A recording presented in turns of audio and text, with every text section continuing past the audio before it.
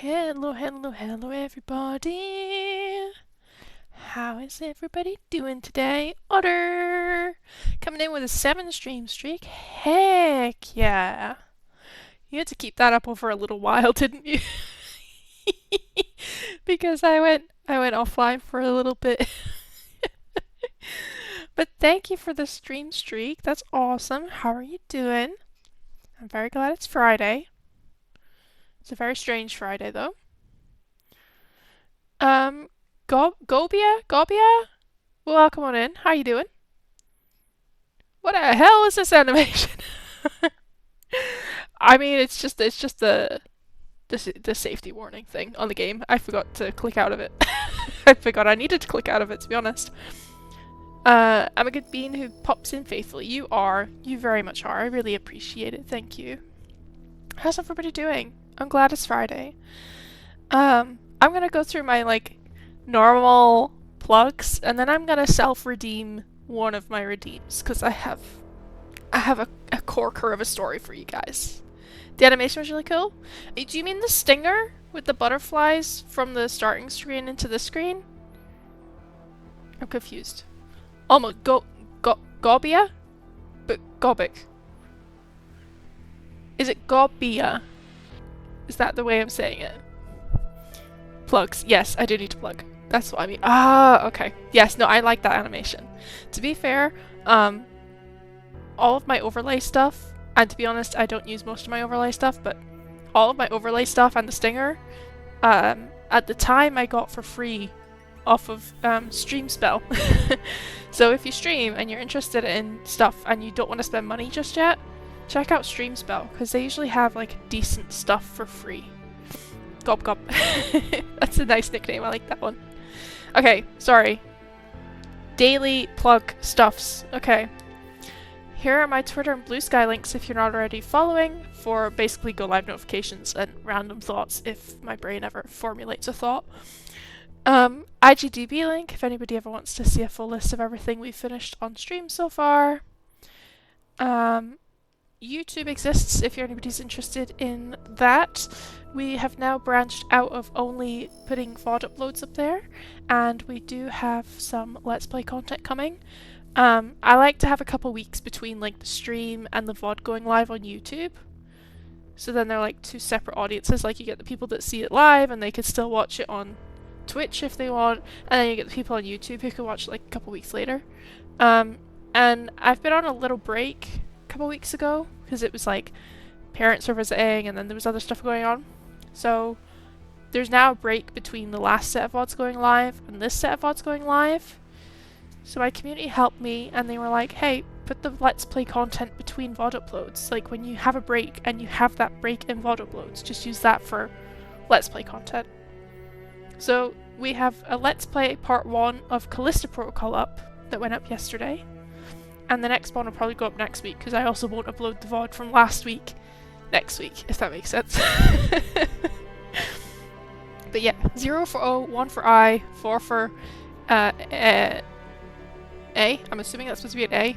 I'll make the chist. Oh, okay. That's not an A, that is a Cyrillic letter. Okay, I'm getting, or some non-Latin alphabet letter. Okay, gotcha.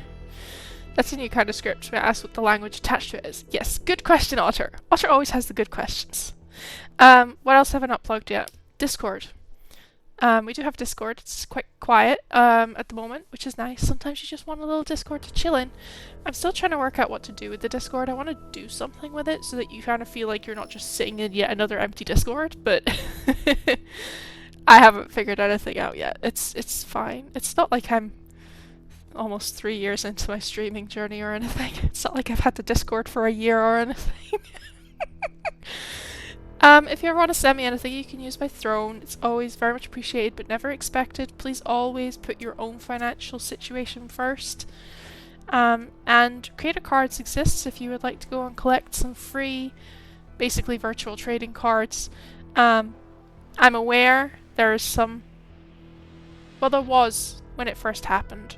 Don't know that it still is. When it first happened, there was a little bit of drama around it from the people in the community that know about this Creator Cards, and people in the community for a new creator cards that got launched, because the new creator cards, first of all, hadn't done their due diligence to make sure there wasn't like a creator cards space in the streaming space already, but secondly, they had got caught printing physical cards that had AI art on them. So that's not the best thing in the world, but yeah, we used the one that came first. And it's all free, don't use any AI art on it. I make all of the cards myself. So if you want to go and collect those, off you go. They're free. All of them are free. Have I done everything? I have. Okay. I've done everything. Yes. So, give me 2 seconds. I'm going to self-redeem my story time.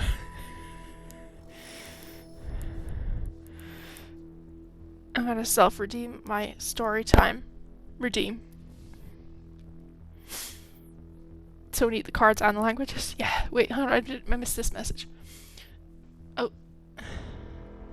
I can scroll. I have my iPad here because I realized I'm blind sometimes and can't read people's names. And this gives me a better chance at reading them.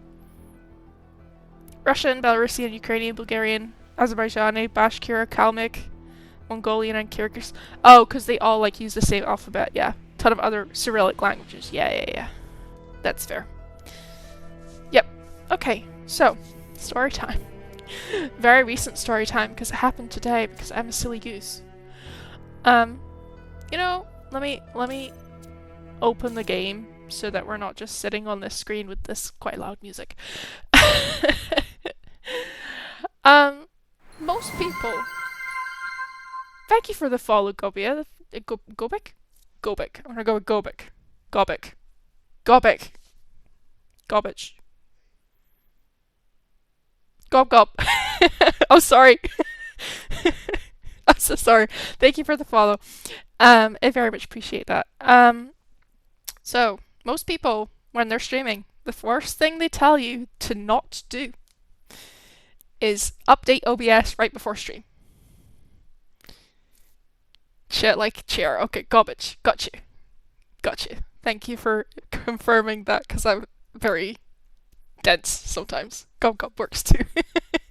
That's good to know. This is not a story about me updating OBS and it ruining everything, shockingly enough. I did update OBS today. I did update it 5 minutes before I was meant to go live. It worked perfectly fine. Nothing got messed up. This is not what this story is about. I opened my model tracking software. And I was getting very annoyed because every time I would look down or to the side or like just move my eyes up, it would go to angry face.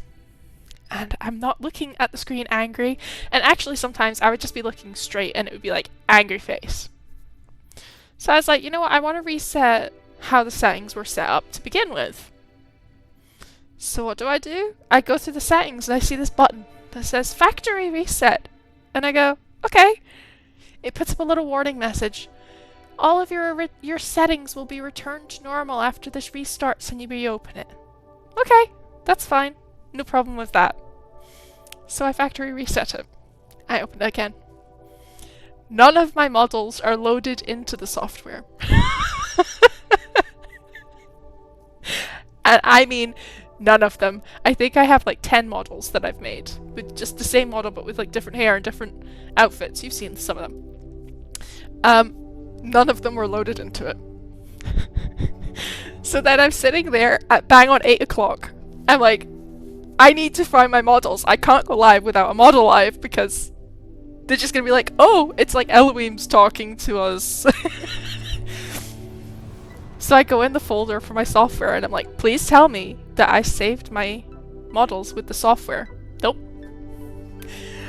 I'm like, where could they possibly be? I open up a different folder, thinking it's something else, a different software that I had tested for a while and decided not to use. It's in there. And then I look at the name of the folder again and realize that the name of the folder I actually opened is the name of the software I made my models in, so it actually made sense. So yeah, we nearly didn't have a model today because I'm a silly goose. I'm a little silly kitty cat. But we got our models back, so it's fine.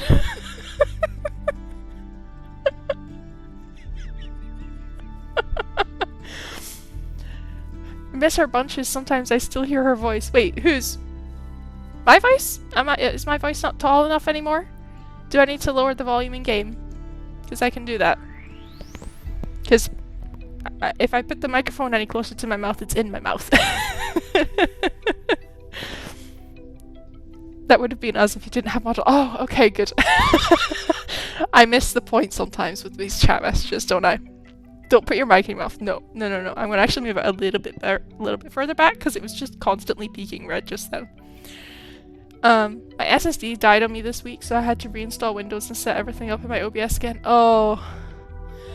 On one hand, I hate the thought of the day where my OBS messes up and I have to reset the whole thing. On the other hand, I'm kind of like, you know what? Maybe reorganizing it wouldn't be the worst thing in the world.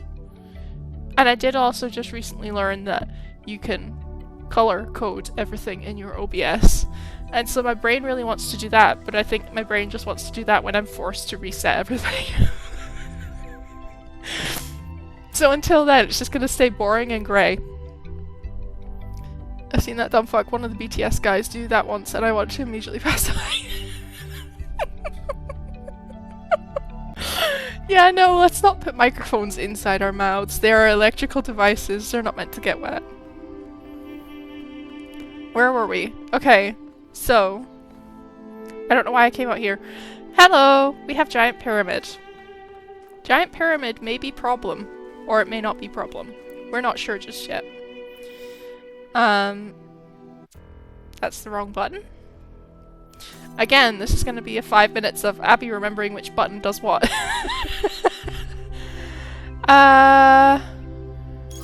There we go. So last week, we completed this section, which is E1, or we did like the 8 ones that we needed to go across the bridge and into the tower. So I think we're going to go and do East 2 today. See how far we get with that. We might even touch East 3 if that unlocks. So let's go. You know I love these boys, but goddamn. There's some things that our brains were just not meant to see and our eyes were just not meant to see, right? Here we go. I found the right button again. Yes, East 2. Here we go. That dumb fuck, and I love these boys back to back is crazy. No, this is just Otter, it's okay, it's normal.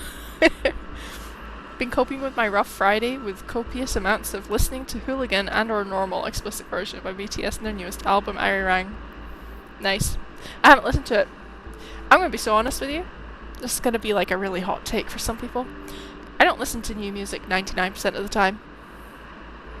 Regardless of genre.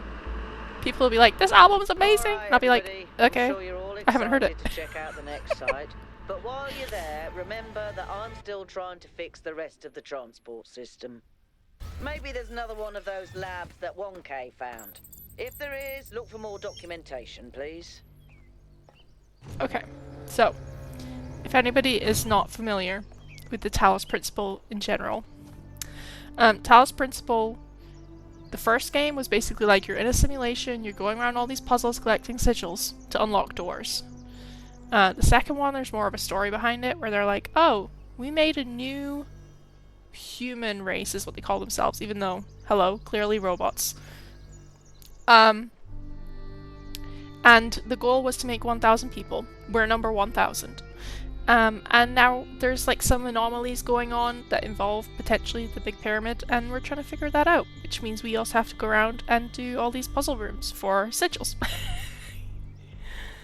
Why are you replaying this game? Because I played the first one like probably like 10 times in my off time. Streamed it once, and then I was like, you know what? I have to. I have Talos Principle 2. I've played through it once off stream, and loved it. So I'm quite happy to like play the second one on stream too. So that's why we're here. What can I do for you? Stream the second game on the first day. I saw a lot of people doing that. If I really love a series, I'm like, I want to play the series separate from just being on stream first. And that might not always work out. We'll see, but for the most part it has at the moment. Who are we talking to? Al? Okay. I think the only reason to build a lab in so remote a location is because you're trying to hide what you're doing. Or because what you're doing is dangerous. Fair. I've played both games, 100% of the content except for DLCs. I've 100%ed the content and DLCs on the first game. I don't think I've 100%ed the second game, and I haven't even finished the DLCs for the second game. For me, it's the other way around. I want to share the true first experience with the viewers. See, for me, it depends what the game is. To be honest, like, there's some games where I'm like, you know what, I don't mind if the first time I experience that is on stream. And then there's other games where I'm like, I loved the first one, let me play the sequel, because I want to make sure the sequel's just as good as well. You played the new DLC for the first game and the remake. I haven't bought the remake, to be honest. It's in my Steam wishlist, but I haven't bought it yet. And it's purely and simply because A, I'm waiting for it to go on sale. And B, I'm still playing through the second one. So I'm like, I love the idea of a remake. Pardon me. I love the idea of like quality of life improvements and everything, but for right now, I'm like, I'm chill. Like, I don't need it. I'm also trying to buy minimal games this year, because last year I started buying games and I would forget that I bought them just because they were on sale. Like, I bought Persona 5 Royal and I was like, I bought that? I don't remember buying it. But I definitely bought it. And then there was something on Steam, I think, oh, Figment. I bought Figment 1 and 2 on, not Steam, Switch. Hated the first one. Now I'm like, I have to force myself to play through the second one because I'm not letting a game that I purchased sit there unplayed at some point. So, yeah, I'm trying to minimize game purchases, even though there's a decent number of games coming out this year that I really want to play. But having said that, every time I say that, I'm like, I get it, and then I don't play it for 2 years. So, yeah, I should play my own games too. What I did play this year already, finally, I think I've tried about 4 or 5 times and given up every time. I finally played Breath of the Wild through from the start to the finish. And now my plan is to 100% it. But I haven't gone back to 100% it since I finished the game properly almost 2 months ago. So, there's that. Okay, Al, tell me about yourself. Me? Well, I was born when New Jerusalem was a lot smaller than it is now. And there was a lot of work to do. I wasn't really interested in technical stuff, engineering and so on, but I was good at keeping things organized. So I got involved with the administration side of things. Making sure the scavenging teams focused on the right materials, keeping track of our energy usage, that sort of thing. Mm-hmm. I think we've accomplished what the founder wanted us to, and I'm proud that I helped make that happen. Byron doesn't see it that way, obviously, but I think sometimes he gets so lost in his dreams that he forgets to look at the real world. Okay. Do you think Byron is a friend? Of course. My best friend, in fact. And someone I've worked with hundreds of times over the centuries. A good person who cares about the world and the people in it. I just also think he's wrong about everything and extremely annoying. That's a valid viewpoint. I think my problem is mostly gaming on the go with my trusty Switch Lite. So I've now mostly tackled my Switch backlog, but my Steam backlog keeps growing. Yeah. There's always one backlog or another sitting there just waiting, just staring at you like, hee hee, you'll never finish me. I'm like, haha, watch me, I started streaming to do that. I don't have the Switch, but I've heard some good things about Tales of the Kingdom lately. Oh, Tears of the Kingdom. This is what I mean, it's Friday, I can't read. So maybe it's gonna be my first ever Nintendo game. That's fair. Not saying I'm gonna buy a Switch. That's fair. That's very fair. I know there's plenty of people who are just like, why would I spend $500 on a Switch 2 when I can just emulate it for free? And I say, good luck finding a Switch emulator that hasn't been taken down. To be honest. No, the thought keeps being there. Why shouldn't I try streaming just to get through the Steam backlog? See? Follow in my footsteps. Follow me. One of us. One of us. One of us. You can't emulate Switch 2 yet? No, but I think most games are Switch 1 games, and then they released Switch 2 updates or Switch 2 versions of them. Because they haven't actually released that many Switch 2 exclusives yet, considering it's been out for a year at the end of the month. Plenty of options for the first one. Exactly. Exactly. My PC barely keeps itself together when I play most games. It sounds like a jet engine flying over. Any mic is gonna pick up on that crazy style. That's true. That's true. Not my first thought being like, we're gonna fundraise for Otter to get a new PC. Oh, okay, I think Byron likes annoying you. Oh, he does. He absolutely does. What do you think about the megastructure? I don't know. It's obviously impressive, but I think we should be very careful. We're dealing with powers we don't really understand. Fair, fair. My PC sounds like a jet engine too, but a nice mic with noise reduction will do. I'm gonna be honest, my mic is a headset mic. Haven't upgraded. Still have a headset mic. I plan to upgrade at some point. I think I have a thing on my throne for mic upgrade. But at the same time, it still works right now for me, so it's fine. I can hear that it's a headset mic. Arguably, I put a lot of thought into it's a new-ish headset. I got it. I told my parents this is the headset I wanted for Christmas 2024. And so I've had this headset for a year now. But I spend so many hours on YouTube listening to sound tests of all of them. And so many of them sound absolutely awful straight out the box. Absolutely awful. Like, the audio from them and the mic audio from them, horrific. I found the best option I could have that was next to or almost as good as the original mic headset that I had. I'll say it's bad, but I still hear that it's a headset mic. Honestly, you could probably hear my breathing. You could probably hear, like, when I hear the headset creak. You could probably... I see, if I'm, like, not talking, I see the little meter going, like, up, up, up, up, up, up, with my heartbeat. And I'm like, it barely moves. Nobody can hear that, but I can see it. It does bug me. I'm also like, well, I'll upgrade at some point. It's good enough for now, and that's the main thing. It works, so let's not break it. I have a K-pop meme for this. For the mic thing, or the game. Well, let's be fair, I think we've spent most of the time talking about my mic. But it's a Stray Kids meme, and I don't know if you know Stray Kids.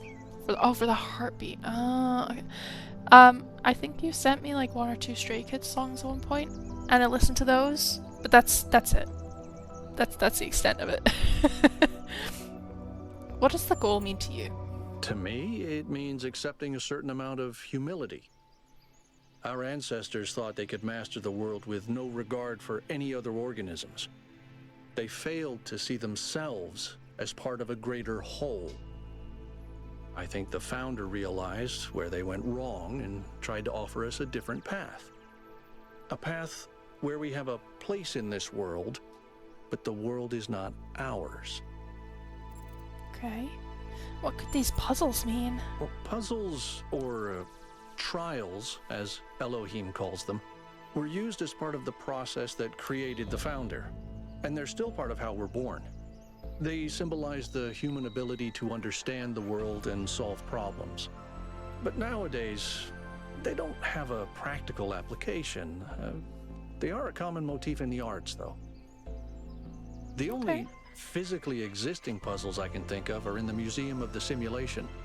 So, to answer your question, no idea. Okay, what do you make of the Sphinx? Whatever that being is, it told us that we stand before the fire. That can only be a warning, and I think we should take it seriously. Okay. We don't want another New Alexandria. Fair. Okay. Thanks, Al. Sent in DMs. I will check after stream. Psy fucks. Yeah, Psy's pretty decent. Although I do think the only song I know from Psy is still Gangnam Style. And I've heard little clips of Apatow, but I have not heard the whole song. Or APT, or however the heck you even say the name of that song. Apartment. BTS, Stray Kids, and Blackpink. Yeah, fair. Good if you're getting nothing out of a group.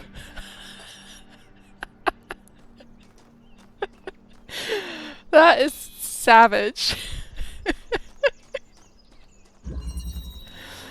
Okay, quantum tunneling. Oh, yes. This is going to give us a new piece of equipment so that we can understand how things work.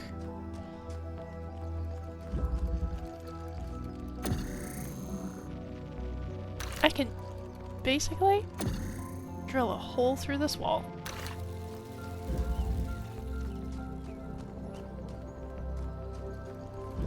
And then I can take this one and just like set it through the hole on the other side. Because that's always useful to do. Do this with it. Oh wait, hold on. Hold on, I think I need both of these first.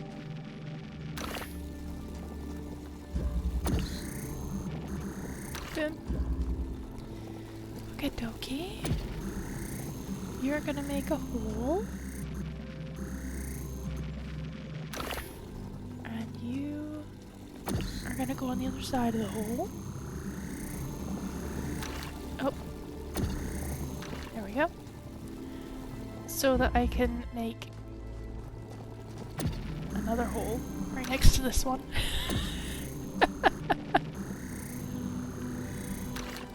I think I need to stop this one from making the hole first. There we go. It's a very small section of wall that I can cut through. There we go. Set you through. If it's set close enough, you could actually just pick it up from the other side. Hold on. Since it didn't go through. See? Pick it up. There we go.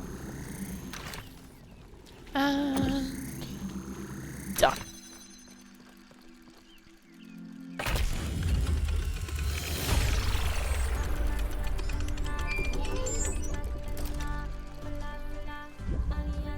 Totally resonate. Notice that many of these structures are not strictly functional. There's a sense of aesthetics, of beauty here. This place might be meant to test us somehow, but perhaps there's more to it than that. There should be a lab somewhere, actually. I wonder if I can go find a lab before I do the next puzzle room. Don't really resonate with farm music as much as I resonate with musicians from my country or neighbouring countries with whom we share culture and history. I feel like that's a lot of people. I feel like a lot of people would resonate with that feeling of like the stuff that you're used to that speaks to things that you're used to is better resonating for you than foreign stuff. And there's nothing wrong with that either. Just happens like that sometimes. Interesting monument. Decorative for another puzzle. Let's find out. I think he's talking about this building, but I could be wrong. No, I think he's talking about this one. Oh, there's somebody else we can talk to while I look for the lab. Byron! Byron! Hey there, 1K. I'm right though, I'm so sorry. I thought it was Rose and Bruno Mars. Oh! Yes. I'm silly. Do you know why it is? It's because I saw one clip where she brought Psy on stage to sing Bruno's section with her. That's why. My favorite artist, Loki Mean? Never heard of them. Gonna be so honest. gonna be very, very honest with that. But like I was saying earlier, I don't really even listen to new music. There was a good long period where even my favorite artists, back then and right now, I still hadn't listened to their new music. So I'm very bad for keeping up with new music, and the problem is that I know why. I'm bad at it because I went through a whole period in high school where every week there was this radio show on. It's like, oh, top 40 songs of the week, and it was every Sunday. And I used that so I would make sure I was up to date on all the new music. But then I start getting obsessed with it. So I'm like, oh, I have to listen to the full albums that these new singles have come off of. And it just got too much. So I gave up and never went back. I didn't expect you to know, but he doesn't do much music in English. That's fair. I mean, honestly, Otter, if we came up with like Dutch musician names, I'm pretty certain most people wouldn't know them.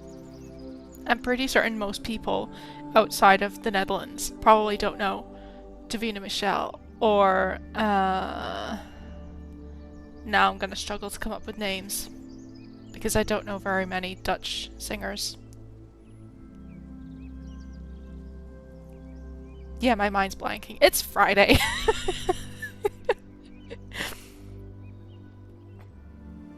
So excited about K-pop? Yes, you are. And it's adorable, FYI. Just saying. It's just your surefire way to burn yourself out. Exactly. Exactly what happened. Yep. What do you make of the Sphinx, Byron?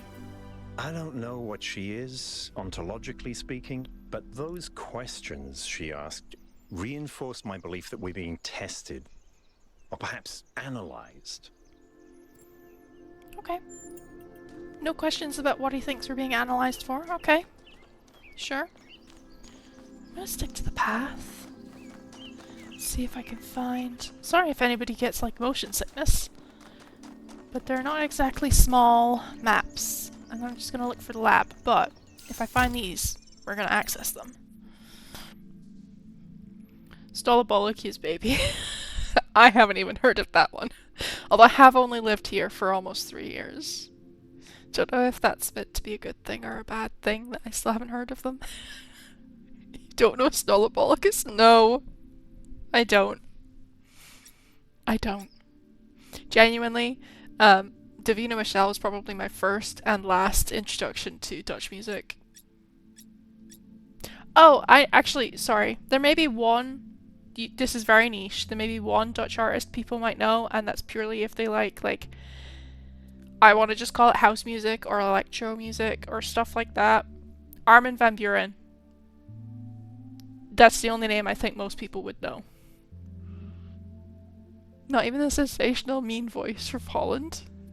No. I'm sorry. You saying Van Link's not X? Is that the guy that sings the birthday song that they all sing when all the kids stop at the bowling and they play the song really loud because it's somebody's birthday? And everybody's jumping left and right and in front of the alleys. I still don't know who he is. I feel like you'd have to know a really specific type of music for that. That's super Snullabilicus. Okay. Joost Klein. My brain wants to ask if that's the guy that got booted off of Eurovision last year. Because I can't remember what his last name was, but I think the name Joost rings a bell. But anyway, The New Theology. From The New Theology by George Bernard Shaw. The object of the whole evolutionary process is to realize God. That is to say, instead of the old notion that creation began with a God, a personal being who, being perfect, created something lower than himself, the aim of the new theology is to turn that process the other way and to conceive of the force behind the universe as working up through imperfections and mistake to a perfect, organized being having the power of fulfilling its highest purposes. In a sense, there is no God as yet achieved, but there is that force at work, making God, struggling through us to become an actual organized existence, enjoying what to many of us is the greatest conceivable ecstasy. The ecstasy of a brain and intelligence actually conscious of the whole and with executive force capable of guiding it to a perfectly benevolent and harmonious end. That is what we are working to. Sometimes these sentences are too long. I'm just saying. Even as a native English speaker, some of these sentences are too long. The Dutch are the greatest musicians. What grave injustice has been done. Okay. Fair. If you have any Eurovision bone in your body, you know what grave injustice. Yeah, okay. Yes, I know. I was correct then. Okay. Good. Gotta go because it's 1 a.m. Oh my goodness. Please go to bed. Thank you for being here, Gobic. I really appreciate it.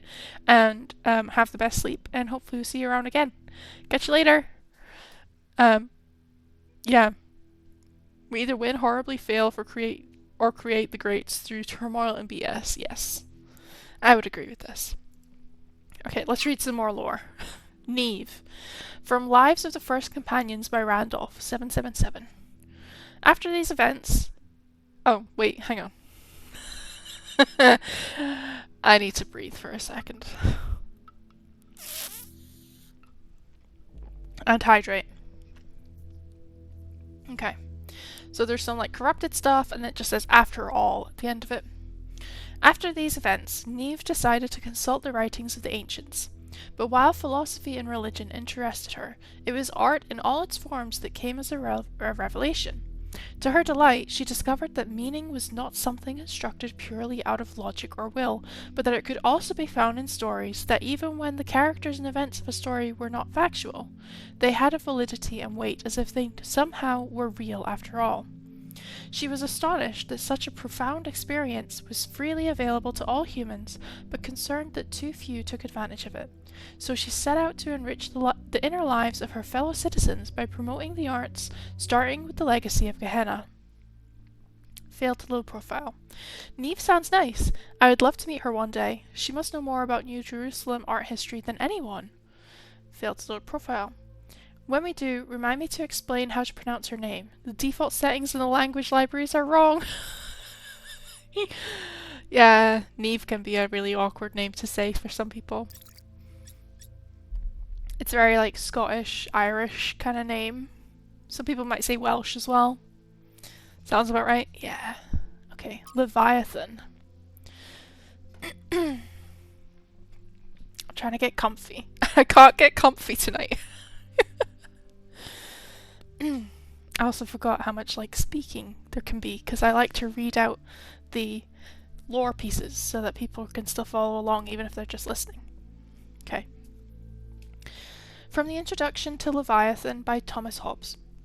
Nature, the art whereby God has made and governs the world, is, by the art of man, as in many other things, so in this also imitated, that it can make an artificial animal. For seeing life is but a motion of the limbs, the beginning whereof is in some principal part within. Why may we not say that all automata, engines that move themselves by springs and wheels as does a watch, have an artificial life? For what is the heart but a spring, and the nerves but so many strings, and the joints but so many wheels, giving motion to the whole body, such as was intended by the artificer? Oh God. I hate having hiccups. Art goes yet further, imitating that rational and most excellent work of nature, man. For by art is created that great Leviathan called a commonwealth, or state in Latin civitas, which is but an artificial man, though of greater stature and strength than the natural, for whose protection and defence it was intended, and in which the sovereignty is an artificial soul, as giving life and motion to the whole blank. Lastly, the pacts and covenants by which the parts of this body politic were at first made, set together and united, resemble that fiat, or the let us make man, pronounced by God in the creation. Failed to load profile.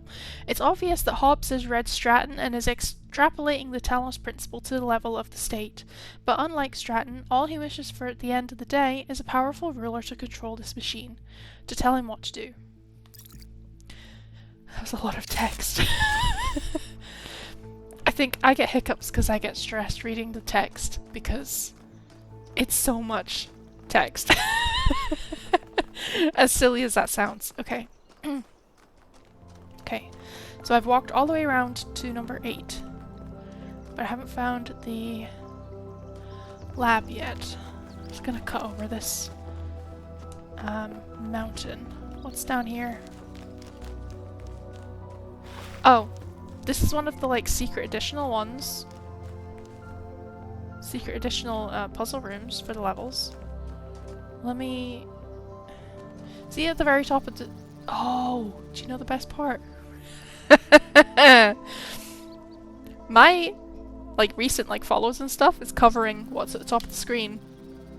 But at the top of the screen there is actually a little like compass, like a horizontal compass, and as I turn around there's little question marks on it. I forgot that that was a thing. So I'm gonna head towards the question marks, because they tend to be either the secret additional... One of those monuments. Oh yeah, it's a monument. Hello. The question marks tend to be either like a lab that we're looking for, or a statue, or the secret levels or stuff. I actually forgot that that was a thing last week. Have we found a lab yet? That's just a rock formation. Let's go this way.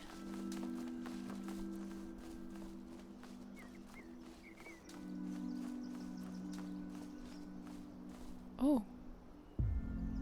Wait, what's going on here?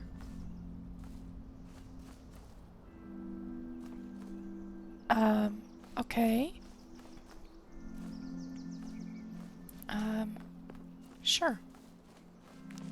Wait, what's this? Oh! I am so sorry. Inspect remains. So, something that's borderline like collectible in this game that I just remembered about now is like remains from the old original human civilization. And that's why there's stuff like that broken down tank up there. And there was a toilet in the New Jerusalem and stuff. No. Okay, I still need... There's still one question mark kind of in front of me somewhere. Nope, this is the second secret puzzle. Okay. Okay. I might have to go around the other way. Let me have a quick look. Yeah, I'm gonna die if I go that way. Hold up. I'm determined to find this lab so that we can at least unlock the next piece of the map so we can travel to East 3 later. That sounds like a good idea.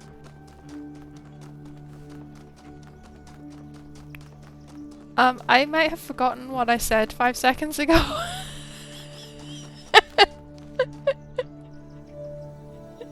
So I'm not sure what you've said that to. I'm so sorry. Where's the lab? Where's the next question mark?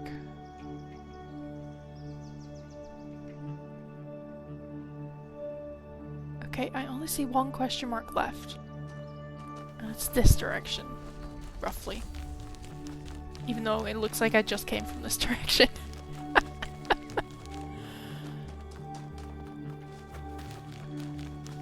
Up here.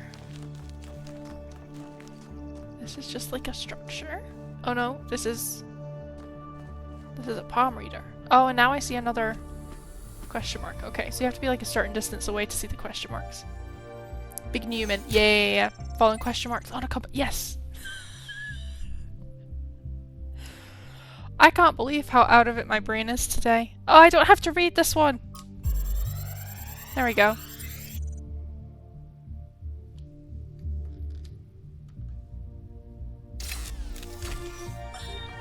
While exploring the forest, I came across a sight of primal force.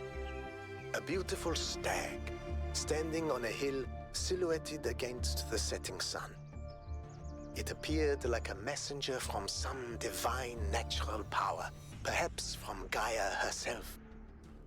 Even to a being such as myself, less susceptible to manipulation by instincts and hormones, it was clearly a moment of revelation. In such moments, we are told to avert our eyes. But what if we do not? What will we discover if we look more closely? If we could speak to the stag, what wisdom would it have to offer? The answer is none. The stag is an animal of overwhelming stupidity, driven only by fear, hunger, and lust. There is no abyss for us to plunge into behind this revelation. Rather, the revelation is as flat and unreal as the plywood walls of a film set. Okay. Where I was standing over there seems to just disappear. Like the question mark keeps swinging around. I think it might be that I was on top of it and it's at the foot of this hill somewhere. Maybe.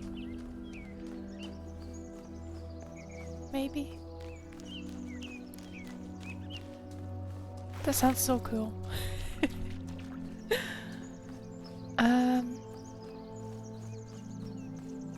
Maybe it's not that I'm standing on top of it?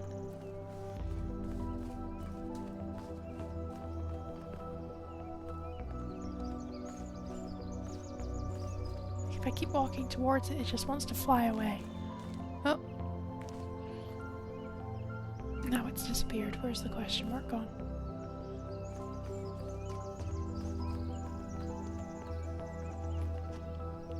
Okay, I see another one at least.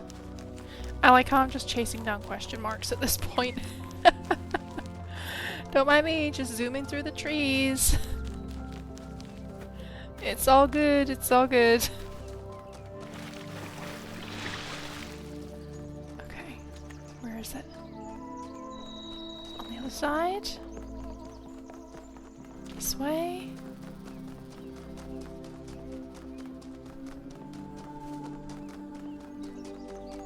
This way. Oh, that's a bridge. That's a bridge that looks like it doesn't have an end.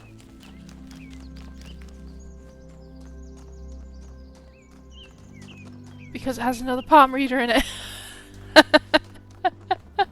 I will find this lab, I swear. Okay, world spirit. The world spirit. What is it that drives historical processes?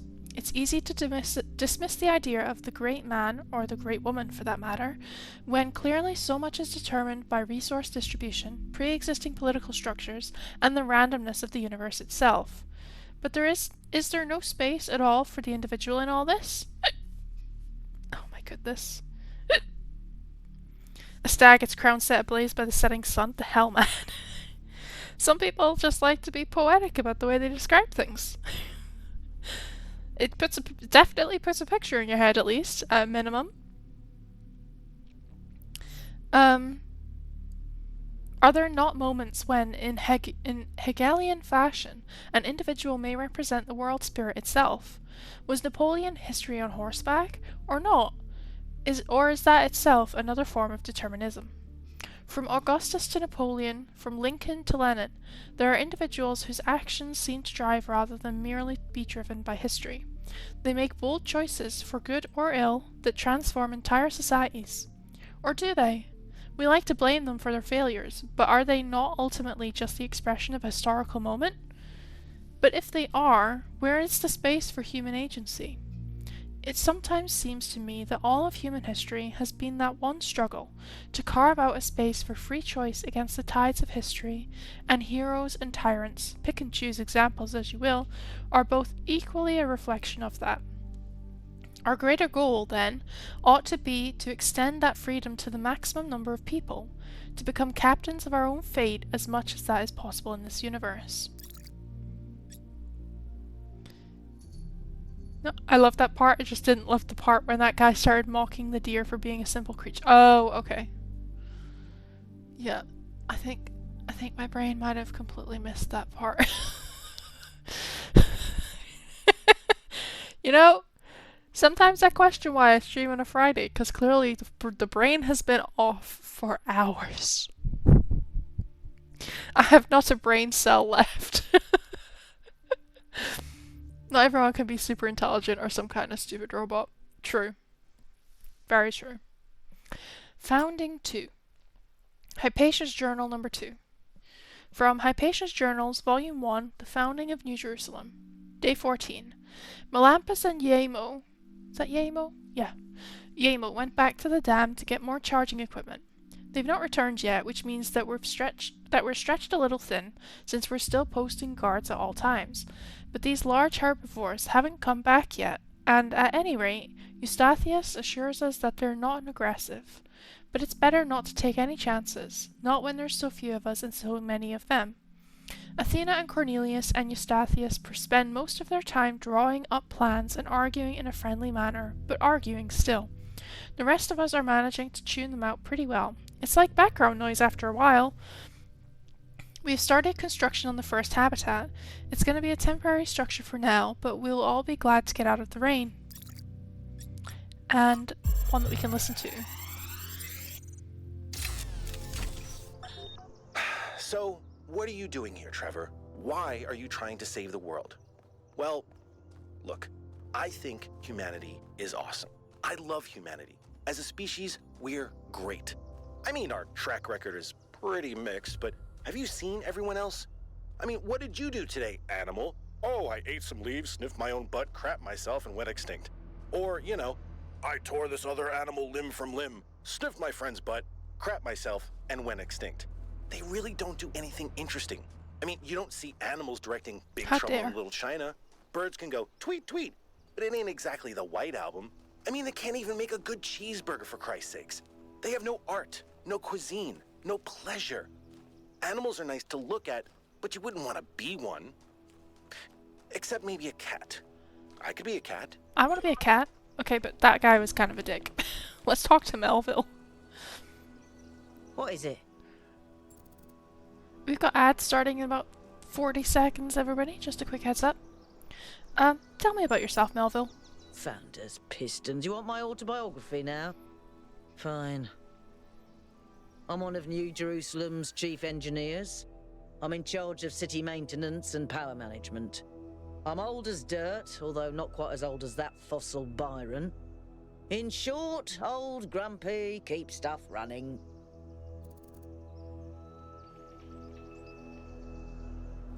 Okay. Do you have any hobbies? Hobbies? You think I have time for hobbies? That's cute. If I had time for hobbies, all of you would be dead. Okay. Nothing at all? What do you want me to say? I like bubble baths, candy, and the concept of Tuesdays. Cities don't maintain themselves. If you don't put real effort into keeping stuff running, it all falls apart in just a few decades. Civilization is always on the brink of collapse unless we do something about it. And I do. So what's your evaluation of the megastructure? It's big. It's too big. And it's got a lot of energy running through it. Frankly, I think we should be pooping our robot pants. See, that's what I mean about the language libraries. Pooping our pants. Really? Welcome to very British sayings, Melville. Any progress on the particle clouds? Yes, but I'm not liking the results. What are the results then? Confusing, irritating, infuriating. Take your pick. Okay, thanks. I'm gonna still look for this lab, because I'm sure there should be another question mark somewhere.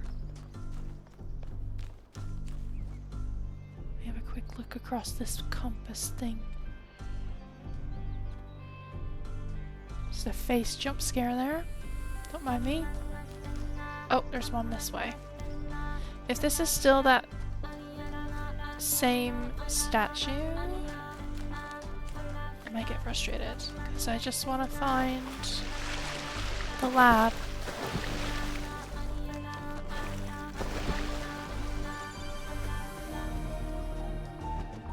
Oops. Can't jump that high. Okay.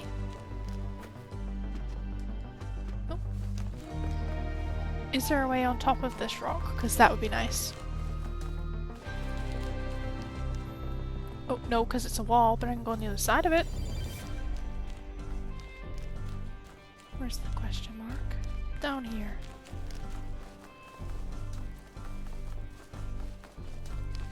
I think this is still that statue.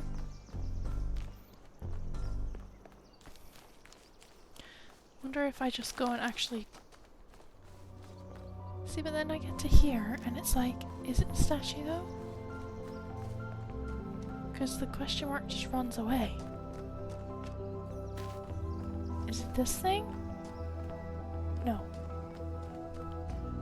Oh! It was the lab. I just was looking in the wrong place. Let's talk to Yakut. Hey 1K, how can I help you? Tell me about yourself.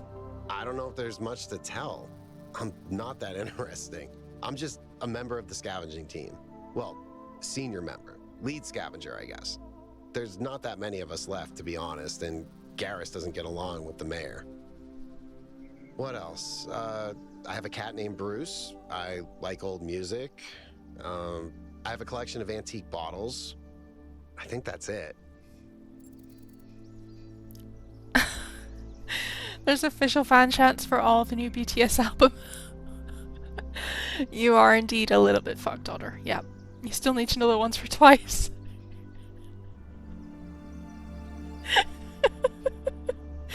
Okay, a little is underselling it. I love this because for some reason, if I look at my iPad chat, right? Because I have chat open on my iPad, just in case I can't read something properly because it's closer to me. It's posting the same message 2 or 3 times. So you're like, a little! A little! A little!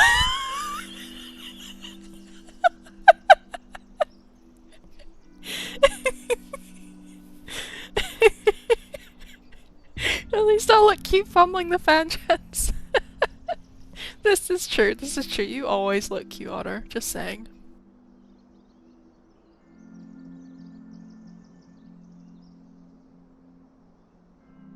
That's even funnier.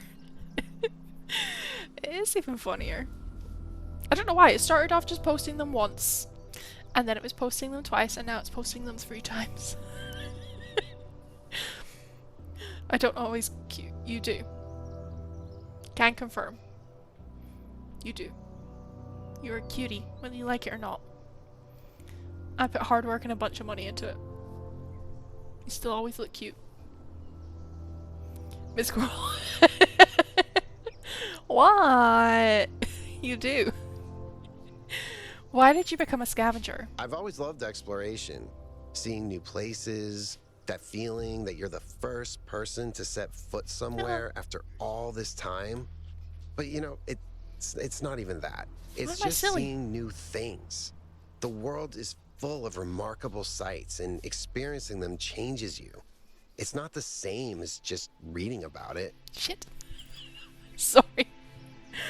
I forgot to put your PC on even though I asked you if you wanted me to put your PC on for you. I'm so silly. I currently sat in the worst outfit ever. If you're comfy, it's not the worst outfit ever. Because it's comfy. And that's all that matters. Right?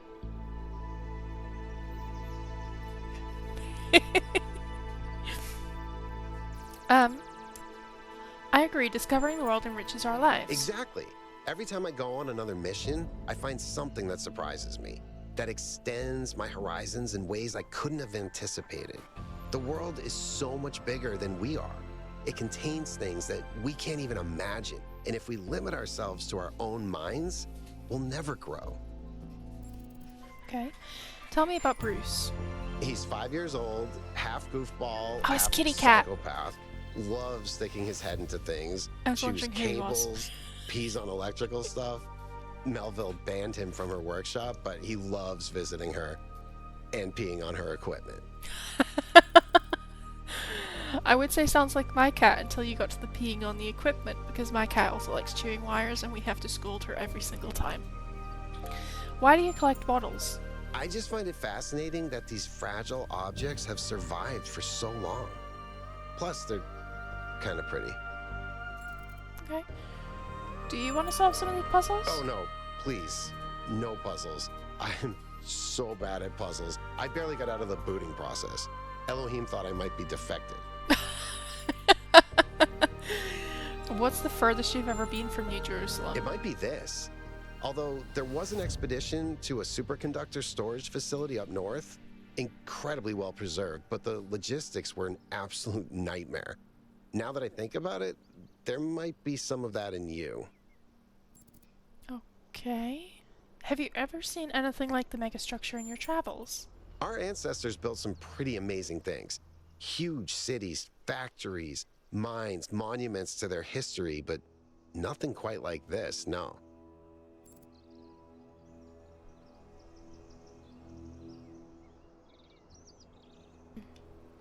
Okay, so what do you think the towers are for?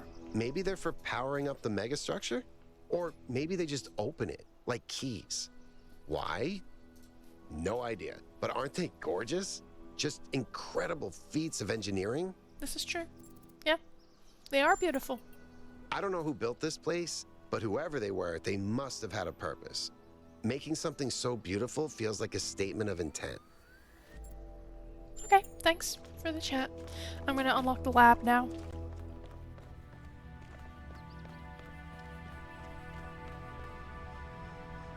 What's in here? Nothing. Oh man. This is very similar to the structure where you found the schematics. Ooh. Wow, that's a lot bigger than I expected. What were they doing here? And who are they? Why is it that these just look like F1 cars? Maybe it's just my eyesight, but these kind of look like F1 cars. Not sure why. Okay, moving on. Aha, here we go. Oh gosh, more reading. Okay.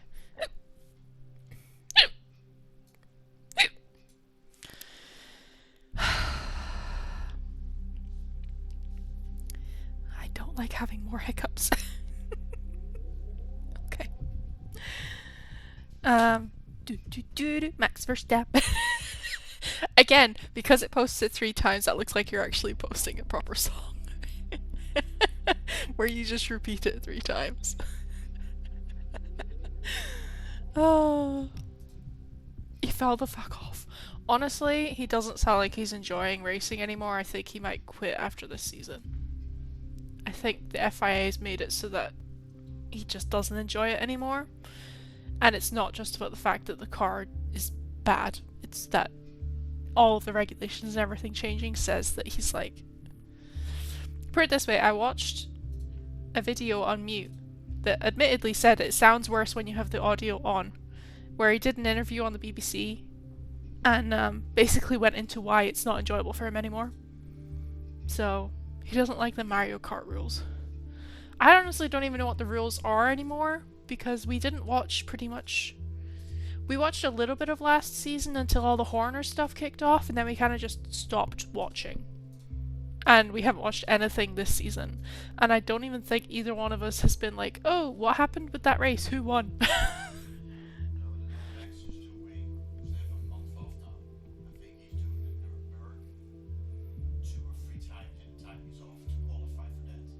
Oh, with his own, like, Max Racing stuff. Verstappen Racing. Yeah. Yeah. I think I saw that he was going to do it in 24 hours or something. Like, just drive around Nürburgring for 24 hours straight. And you're saying he's going to do that a couple of times in the month that they're off. Not 24 hours, but he's going to drive around there a couple times.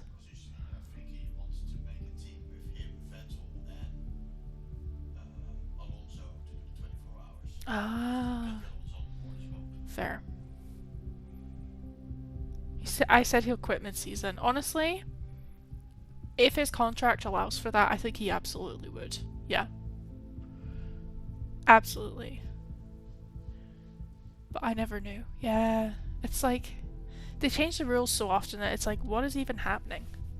Is this even racing anymore? To be honest, I think is a lot of what people think.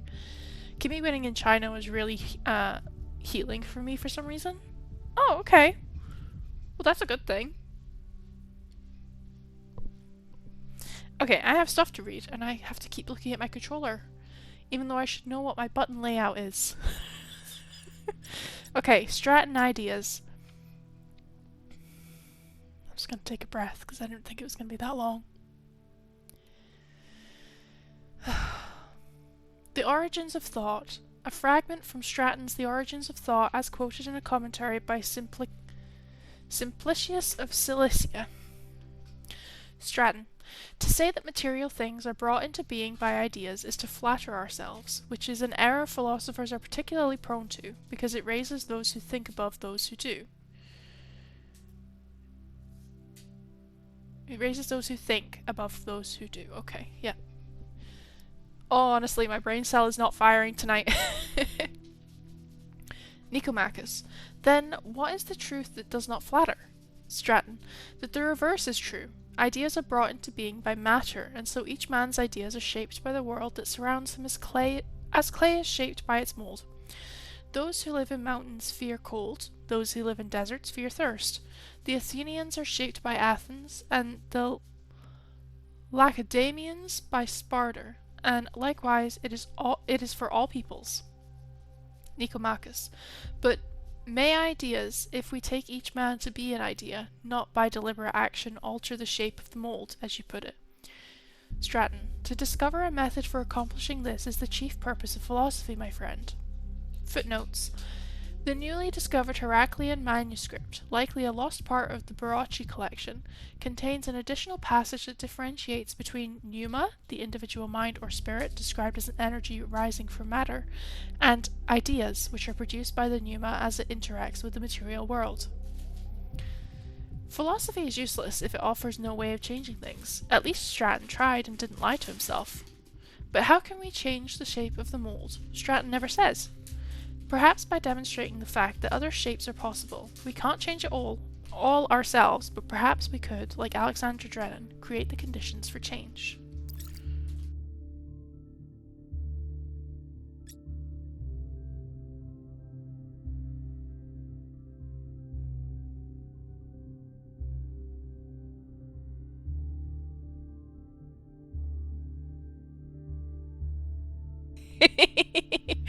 I turned the microphone off so you didn't have to hear the chip packet that Tim was opening. Because it was quite loud. Okay. Noema Project 3. Progress notes. Trials 108 through 242. Version 0.05 deployed successfully. Reversion to previous settings fixes malfunction. But what was the error? Cooling systems improved. Trials 243 to 505. Version 0.06 deployed successfully. Significant improvement to disassembly. Oh my goodness. Chips me? Nah.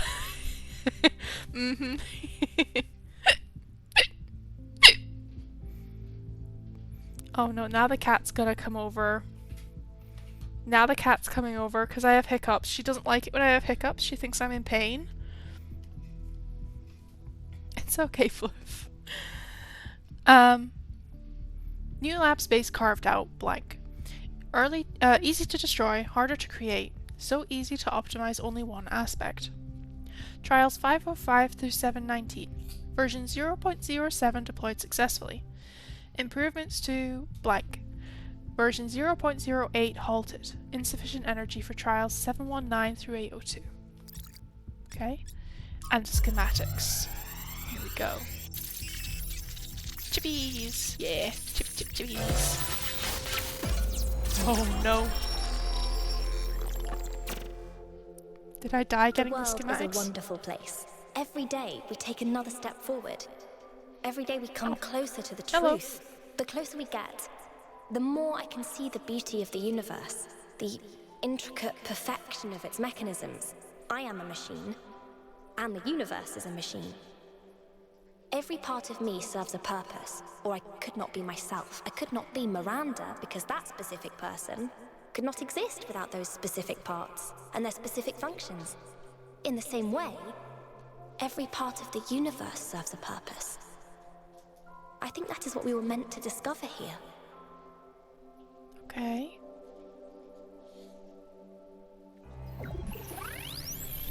I was about to ask, is that it? And then it clipped to go out. Okay, it's fine.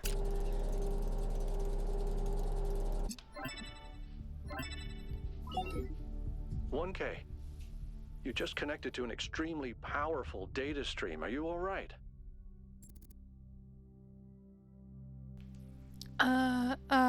I think I had a vision. "Yes, you were streaming. We all saw something. You're lucky it didn't fry your motherboard. Please, everyone, let's be careful with these terminals from now on." Yes, let's all try not to die. More importantly, who the hell is Miranda? There's no one by that name in New Jerusalem. I just searched the database.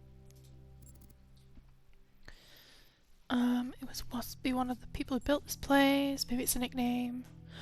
Must be one of the people who built this place. A new person. Someone we've never heard of before. Someone born outside the city. We have to find out more. But where did they come from? And how many people does it take to build something this huge? Like I said, we need to find out more. Well, you'll be happy to hear that I'm about to fix another part of the transport system. Thanks for the files, 1K. I hope they didn't fry your brain. I mean, I think my brain was fried coming into this today, to be honest. Oh, I can't go through this door. That's a shame. There's another terminal. Okay. Untitled draft. Untitled.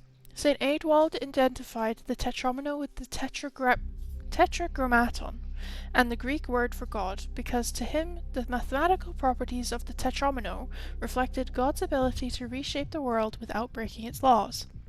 Elohim, in his desire to impose meaning on the simulation, which was his primary function as storyteller after all, took Adewald's heretical ideas and integrated them as the sigils of his name. But despite all these layers of obfuscation... I know how to say that word, and I can't. But despite all these layers of obfuscation, there is some kind of truth hidden in all this. The world really is, in a sense, made up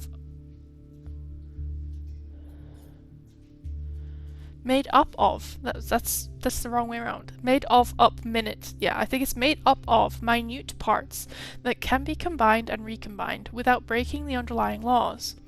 Everything that exists is made of the same fundamental materials, and those materials are brought into existence by the same fundamental function. Oh my god. Pardon me. By the same fundamental functions of reality. And yet the miracle of existence is that we are not all one, but are in fact radically different and separate. Okay. New Alexandria. From the Book of Reminiscence and Regret by Eustathius. In the early days of our people, a great deal of responsibility fell on my shoulders. There were few of us then, and though we are stronger and hardier than any human, we are not invincible. The world was an overgrown ruin, and our resources extremely limited. It was a harsh time, but I felt passionate about the work. Fired up by the many sacrifices that had brought us here, from the Ian team to the people of Gehenna, whose code was part of my responsibility. Bit by bit, New Jerusalem grew. We had to adapt some of the plans Drennan's team had left behind. I don't think they had expected the simulation to take as long as it did, but it was all working. That's when I made a terrible mistake. Thinking it was a way of safeguarding against disaster, I proposed the creation of a second settlement, New Alexandria. As the location was far from the dam that powers New Jerusalem, I attempted to build a thermal power station that would take advantage of a local gas reservoir. However, I foolishly used geologic data from the archive, failing to account for the amount of time that had elapsed. 5 years later, this error led to an accident that leveled the settlement and killed 31 of my fellow citizens. Of all my many regrets, this is the greatest. And then we get some comments. Eustathius never forgave himself for this mistake. He drifted away, isolated himself from everyone in New Jerusalem. But was it really his fault? Yes, he made a mistake, but why was the entire weight of the New Alexandria colony placed on his shoulders? A simple process of review and discussion could have prevented the entire disaster. Doesn't that mean New Jerusalem as a whole is at fault? He did his best. I feel sorry for him. But the dead remain dead, and that has to be faced. Okay. And ethics of extinction. If a species we consider beautiful and remarkable goes extinct, we consider that a great evil. Dolphins, for example. If dolphins go extinct, that's a great loss. If humanity causes dolphins to go extinct, that's a crime. But if Yersinia pestis, the bacterium that causes bubonic plague, goes extinct, is that an equally great loss? If not, why not? To nature, there's no difference. It's all just life forms. The only moral framework that allows us to choose between dolphins and the plague is a human one. What about a species going extinct without anthropogenic factors? Extinction is the norm. If one day dolphins are no longer capable of competing with other species, should we let them go extinct? When the sun finally dies and all life goes extinct, will that be a tragedy? If we can prevent it, should we? If you believe that extinction is acceptable when nature does it, but not when we do it, then you don't actually oppose extinction. You don't believe that dolphins are inherently valuable, that they deserve to live and thrive. You just oppose human control. You oppose our ability and responsibility to choose. You know what? Maybe I need to sleep. That's a mood. That is very much a mood. I committed to 8:30 a.m. Padel tomorrow, which means my mother's going to be at my doorstep at 8 sharp. Oh. I feel very bad for you. I feel so bad for you. But enjoy your sleep, Otter. Thank you very much for being here. I really appreciate it. And have the best sleeps. And I'll hopefully catch you again soon. She finally started the habit of being on time. How did that happen? Sorry, that's not my place to say, but how did that happen? Which is the worst timing of mankind. You tell me. I don't know. I don't know either. I'm just glad I could read through this whole thing without coughing, dying, or struggling too hard. And, go! Microbiology girl gets to say microbacteria things. Yay! Yersinia pestis shout out. I'm in such a weird mood tonight, you guys. And weird is the only word that I can use to describe it. You know what it is? I think I just really miss actually doing microbiology. Like, I have a degree in it, and I do not get to work with my degree. It's fine. We will solve that soon-ish. Maybe. Oh, I wish I knew I could tell her to go back. Abby too smart? No. Abso-freaking-lutely not. Gonna conk out before I get overloaded with brain activity. That's very fair. On you go. Thank you for being here, Otter. I really appreciate it, and I'll catch you next week, hopefully. Have a good night, and enjoy your weekend. Bye! I think we can leave here now. If I can work out. Probably have to go down the stairs I came up. Thought maybe it would go all the way around, but nope. Okay, let's go. We can go back to completing the rooms now. No, but seriously, these kind of look like F1 cars. Kind of, at the right angle. I don't think they are. I think they're just like lines of what looks like Morse code in place of text, but anyway. Up we go. And on we go to room 2, because I accidentally did room 1 before we found the lab. This is number 6. Where's number 2? This way. I like doing them in order. It's just my brain gets itched properly in their good way when I do them in the correct order. This way. Oh, I can talk to people again. Hold on. Yakut, I'm going past you. I'm going to talk to you. If you let me. Talk to me! I can't stop thinking about Miranda. A new person not born in New Jerusalem? Can you imagine that? I wonder what it's like to be her. Depends who created her. That's true. Just look at our team. Imagine getting your worldview from Byron versus, say, Melville. The outcome couldn't be more different. Fair. Which brings us back to the question of who built this place. Guess we'll have to wait and see. I guess so. I wanted to ask you about something else. What do you make of the labs? They're very different from the rest of these structures in that they serve a clear purpose. Everything else is kind of surreal, but the labs are places where people lived and worked. I don't know what that means, but I think it means something. Okay. Thanks. And I saw somebody else walking this way. Hold up. Hey! Hey! Ow! I've been meaning to talk to you. This About what? vision you had, the data stream overload. How did it feel?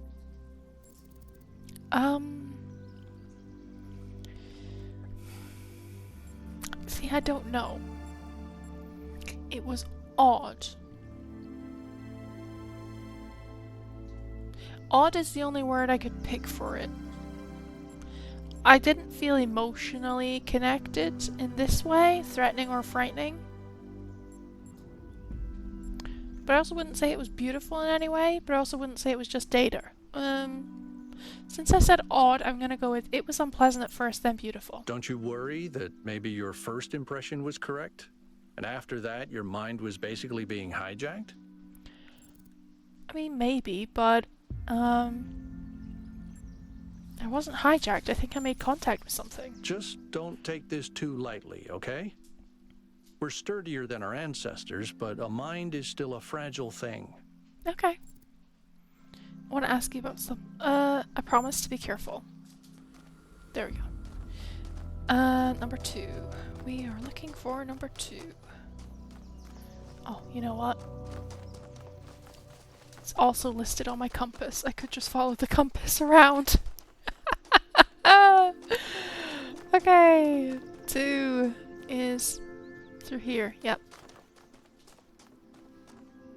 Up this way. Woo! Structure! What's up there? Is there anything up here?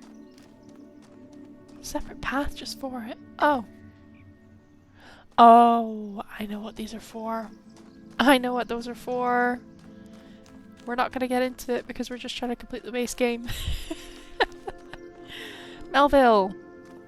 Hey! What is it? I hear you're a big fan of Yakut's cat. Listen, one day that furry little demon is going to pee on the wrong cable and all of New Jerusalem will just turn off. Forget about the megastructure. He's the biggest threat to our security. Did you have a look at one of the labs? I did. It's interesting. The tech is a bit older, but it's been heavily modified to be more efficient. And it's not the kind of hack job you'd expect either. Whoever did this knew what they were doing. We could probably learn something from them. Okay. Where could all the tech have come from? I guess it could be discarded New Jerusalem tech. The mayor made us throw away a bunch of stuff that was perfectly fine if you ask me. But I'm not sure. Okay. I'll check to see if I can find any serial numbers. I see a and I'll butterfly. get back to you. Oh, do you see the butterfly in the background? It's so cute! I forgot about stuff like this. Little small details are very cute. Yay. Oh, there's 2 of them now! Oh! Okay, I should stop being distracted. Thanks for chatting with me. Okay, let's find number 2. Oh, the distraction is so real right now. Okay, number 2. Let's go. Mutual aid. Okay. You are gonna do this. And then I'm stuck. Okay. Is this the only piece of equipment? My little wall blocker? Well, hole maker. I don't really know what to call it. I should probably call it by what it's actually named. Oh, wait, hold on. We have a jammer. Let's do this. So I can get my, what are you called? Driller. Do you know, I was gonna say it's like it drills a hole in the wall, so calling it a driller makes sense. Can I see through these? I can't pick up anything from them, so let's use this to jam this wall, and then what's through here?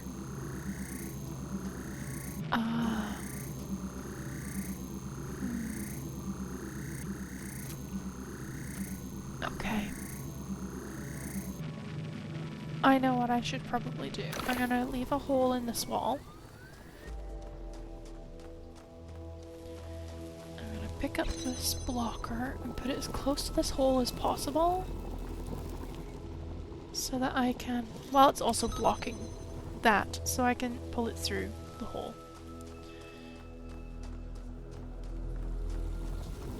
Can I pull it through? I can! There we go. Hey, Nintendo, welcome on in. Thank you for the head pats. Thank you, thank you. How are you doing? It's Friday. I'm happy about this. But I also have 0 working brain cells, so it's kind of exactly going how you would think it would be going. Okay, number 2's done. I've managed to extract an audio file from 1K's data stream incident. It's hard to be sure because it's just a fragment, but I think it's some kind of log or diary. We finished a new lab today. Some processes are still harder than others, but energy output was up 2,000%. It's incredible how each leap forward enables another. The next iteration of the machine will... Oh. So as we suspected, someone was experimenting here. But experimenting on what? What was this machine they were building? Maybe it's whatever powers the megastructure. Okay. I like how they just, the audio recording just like cut off right before the end of the sentence. Here's room 3. You're welcome, great to see you, Abby, doing well. How are you today? I am doing pretty good. I'm in a weird mood. And there is no other word for it other than weird. But we're here, we're playing Talos Principle 2. We're having a good time with it. And, yeah. Don't really know what's happening in my head. It's just being weird, but that is, you know, it's fine. It's not like I'm not used to it. It's all okay.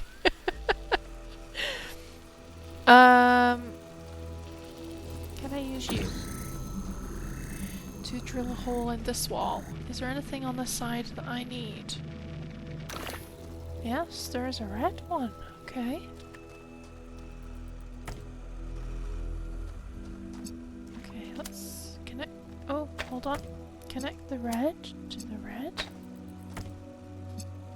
There we go. Aha.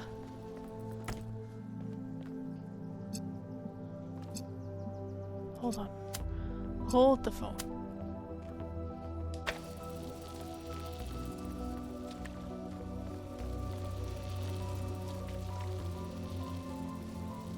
Okay. Grab this. And unlock the blue one by putting a hole in this wall. And then this color changer is gonna do green, red, blue and red, which makes green in this game. There we go. Cool. But yeah, other than that, I'm doing good. Let's get some measurements from this particle cloud. I hope you've had a good week. I'm very glad it's Friday. Technically, I was working today, even though nobody else was. So there's that. Although admittedly, it mostly just involves sending a couple of emails, so it was nice and chill, actually, for once. And I don't have to work on Monday, because Easter. So, all in all, not too bad.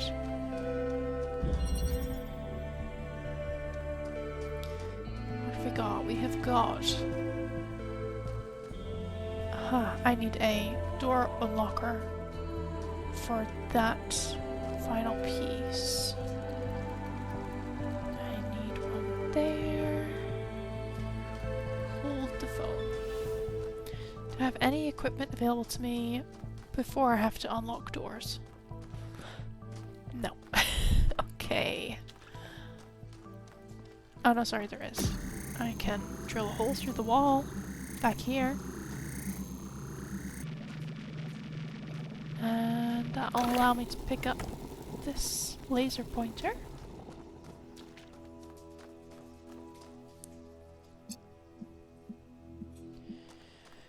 Which I could use where?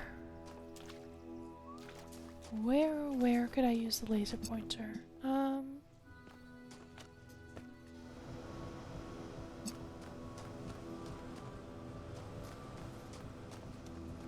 I mean, there's a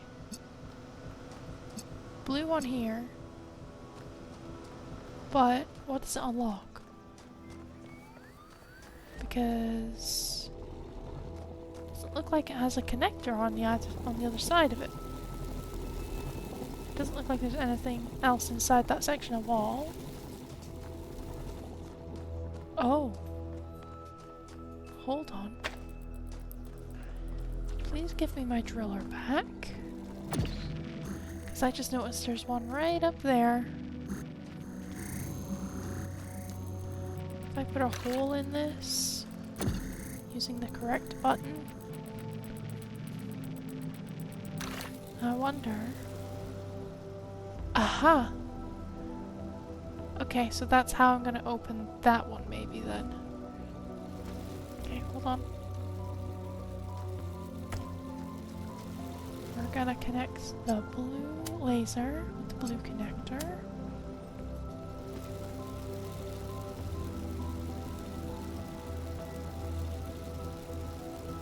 Turn the switch off so I can put it down. Turn it on? Nope. Shoot. Oh! Hold on. I'm like, it would be useful if I had a block. Which I now realize I can't have a block. I just need to use my equipment in a slightly roundabout way. Let's put this through there. That sounds like it unlocked the door, which it did. I'm gonna move this out of the way and put the... No, I'm not gonna move it out of the way. I was gonna use it to put the block down there, but I need the block for this fan. I need the block to sit on this fan. So we're gonna pick up my laser connector and put it on top of the block still attached to the laser and the connector for it. And then we're gonna put this hole in the wall again. Turn on the fan. And now, finish the level. Here we go.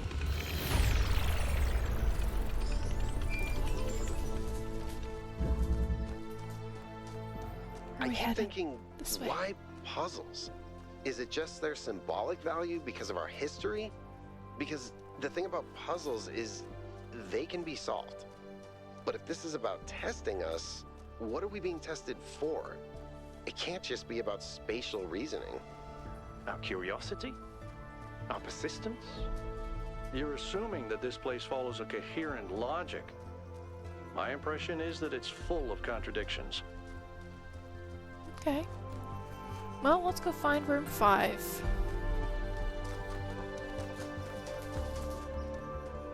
Still this. Oh, it's right there. It's flashing at me. Here we go. What's on this side? Aha.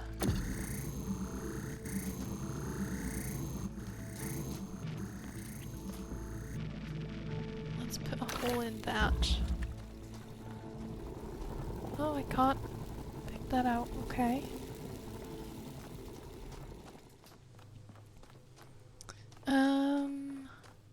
Can I take the fan off of this? No. No, of course not. Okay.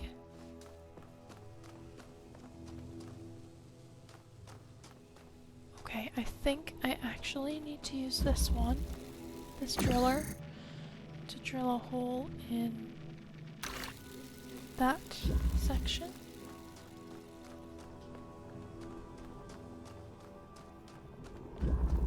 Although then I actually need that piece of equipment to be closer to there so I can pull it out. Okay. Okay. Unless this is already on? No. Where's the switch for it? The switch for it is in there. Okay. And I can't just climb over. Okay.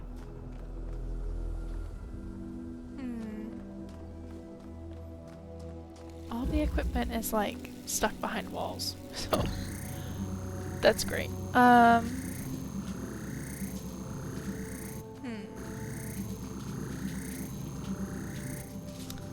Trying to think what to do, because I already did this and I can't reach the other piece of equipment that's in there.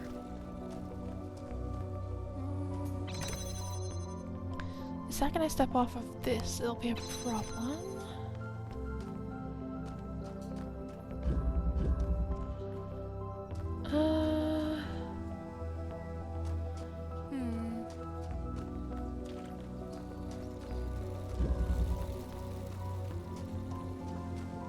So I have a second driller hidden behind this door.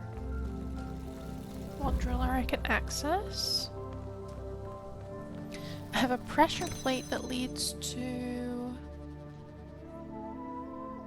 another section, which is where the puzzle end is. And I have a third piece of equipment, which is a jammer stuck behind this door.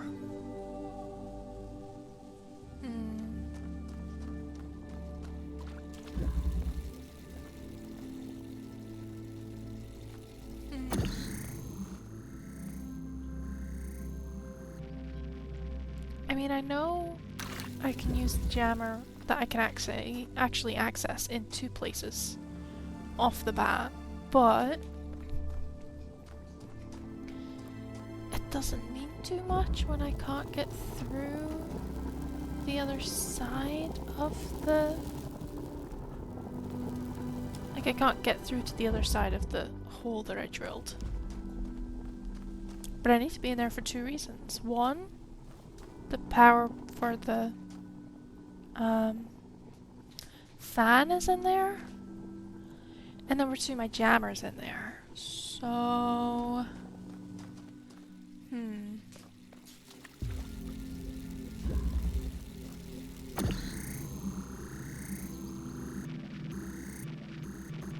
mean, I literally can't see it doing anything anywhere else, to be honest. But it has to do something somewhere. Otherwise, how would I be able to access my other equipment?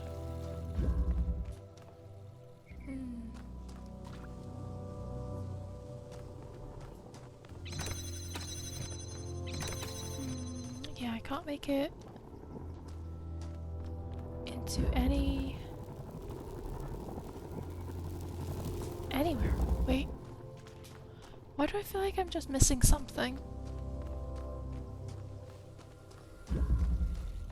I mean, I kind of know I'm just missing something, but...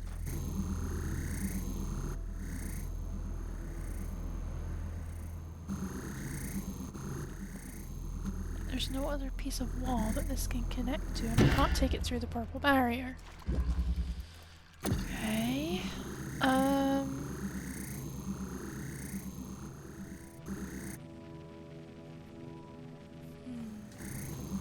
This doesn't work through locked doors.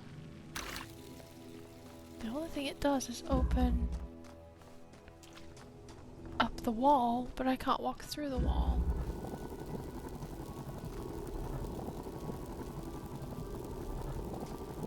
Although I think... I know I can't reach that piece from here. I think later in the game, I'm sure there was a mechanic where you could actually squeeze through doors. Squeeze through holes in the wall. But I don't really know how it worked.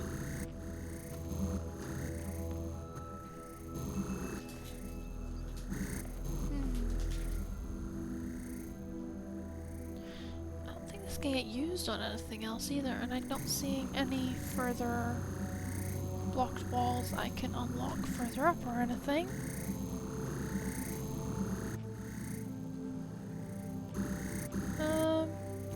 I will admit, because I've only played this game once off stream, I think there were minimal occasions where I had to, like,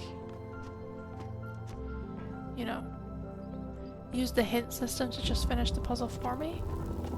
But I don't remember this being one of the ones I had to use that for.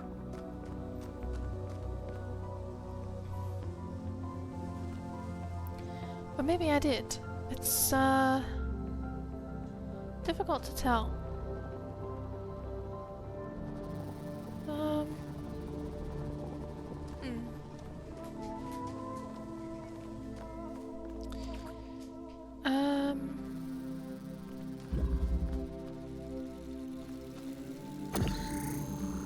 I'm pretty certain that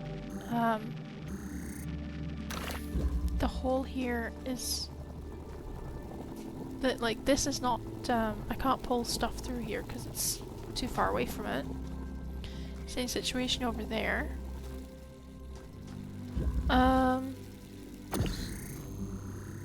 There's no other wall that this will work on that I can actually reach. And the only thing it does is drill a hole in walls, so... and only really specific walls. Unless if I put it at the far side, I can interact with the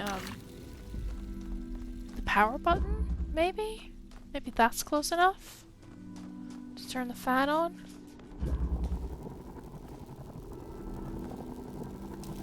Oh, yep.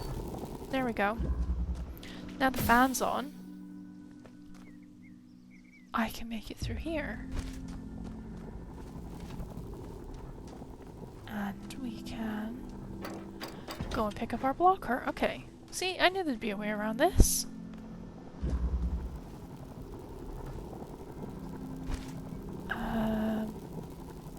I forgot. This is gonna be a silly thing. I forgot that the blocker... I will need another blocker to actually pull this blocker out of here. Okay, what's through here? What's through this now open door? Ah, okay. So, turns out, when this door here that has a pressure plate against it is unlocked, the next one over that blocks off the final of the level is also blocked. So, I think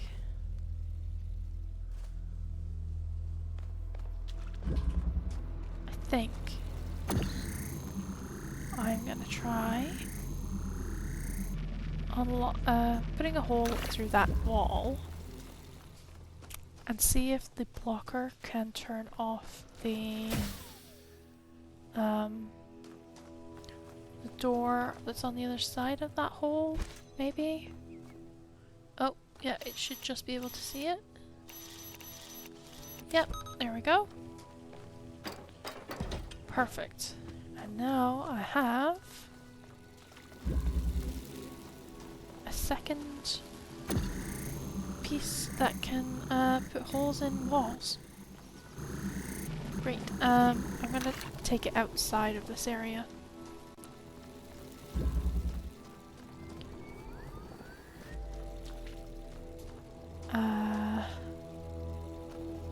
Yeah. Actually, I think I can bring... Oh, maybe I can't bring both of them out. I was gonna say I think I can bring both of them out, but I don't think I can. So there's that.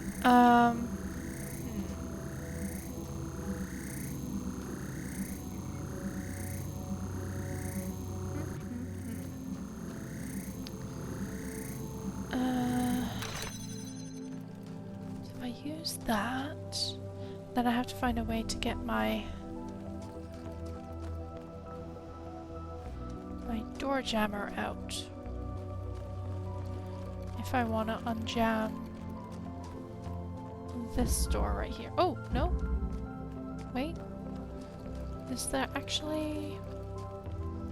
There is. Okay. There's another wall here that I could use something like this on. Hold on. I'm just gonna... Oh, wait, hold on. The jammer will still work. I just need to... There we go. Block that wall from here. Alright, both of my wall drillers are now in play properly. So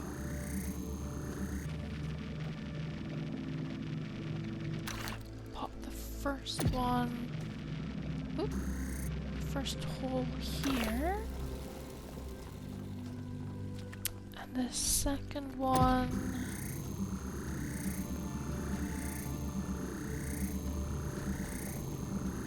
we're just gonna place it there. Let's fly over again. Let's see. Oh, wait. I think I know what I need to do. Let me leave my blocker here. And, I'm gonna pull this to make a hole for me to pull the door jammer through. There we go. And if I stand far enough back, I should be able to go through this to block the second door that gets us to the final piece of the puzzle, which would be the end of the puzzle. Yay! There we go. Yeah, I still figured that out. That's pretty decent.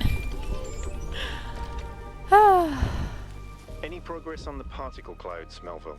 It's pretty clear they're integral to how all of this functions. I've gathered a lot of data, but I still have a lot of numbers to crunch before I can give you an answer. And I can't guarantee that my answer won't be another question. I'm glad we don't get headaches.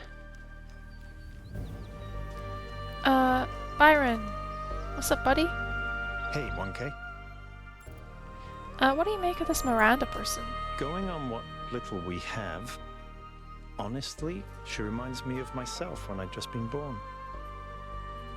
I came out from the dam at night, and the sky was full of stars. I felt a reverence then, an almost ecstatic connection to the sublime. The universe seemed like a miracle, and to exist within it was the greatest possible honor. That view was tempered in time, but I've always tried to hold on to as much of it as I could. Okay, thanks. 6. Here we are. Let's do room number 6.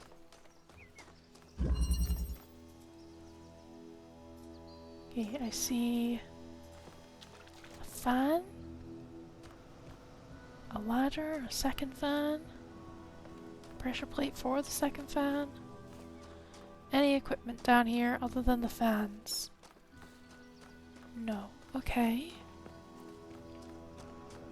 So... what's up here? Ha!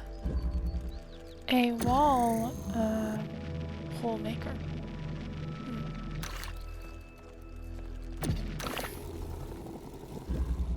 I can't pull that through from here. So... that's gonna be an issue. Where does this fan take me? Oh! Another pressure pad. Okay.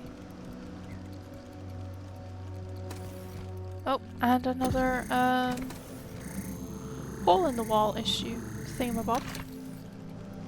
And this fan takes me here. Okay.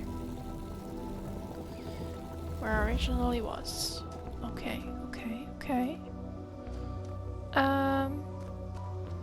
If I hop up here.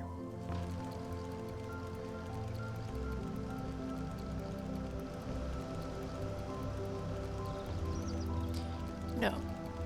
That's a bad idea, Abby. If I take this piece of the fan that I need for the middle fan and fly with it so that I can use it for this fan in this corner to start up. Can I like fly over and just drop it? Did that drop in a logical place or no? Oh, it did actually drop out of somewhere. Okay. Good to know, good to know. So now I can use this to make a hole. I can climb up here to put the first one we found through that hole. Now we've got both in play. That's very useful. So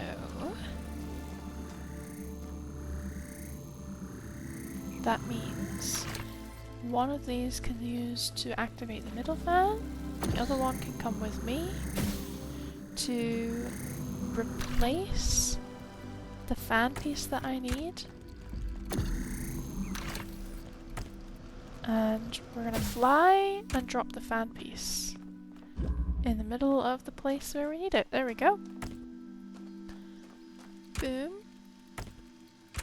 And now hopefully we can fly over. Forgot there was a barrier in front of the end of this puzzle. Okay, so what do you want me to use to block you? Because I am not seeing any equipment on the floor. I'm not seeing any equipment except for the central fan piece and these two drillers. We've got ads starting imminently, you guys. See you in a minute. Or 3. Yeah, how do you want me to block this? Maybe it's a silly question. Maybe I'm missing something. But I'm not seeing a blocker anywhere.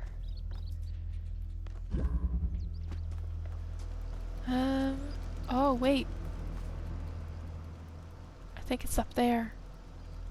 How am I meant to get there? It's up oh wait. Hold on. If I stand under here, is there a... There is a wall that I can just make a hole through. Where's the second? Oh, the second one's up there. Shoot. Give me the fan piece back. I just realized what I'm missing.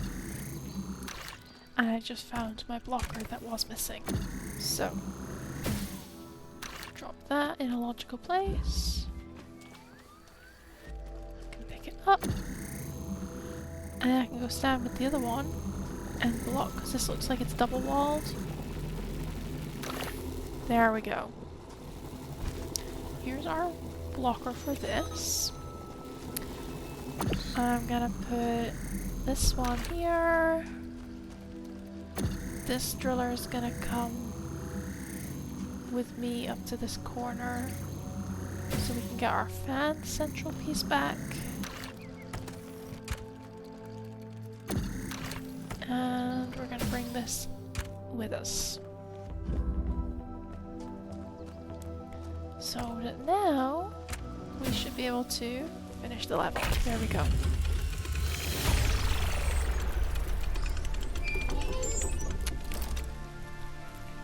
Okay, 2 more to go. Something that's weird about these puzzles? They're not replicas of the simulation puzzles, like the ones in the museum.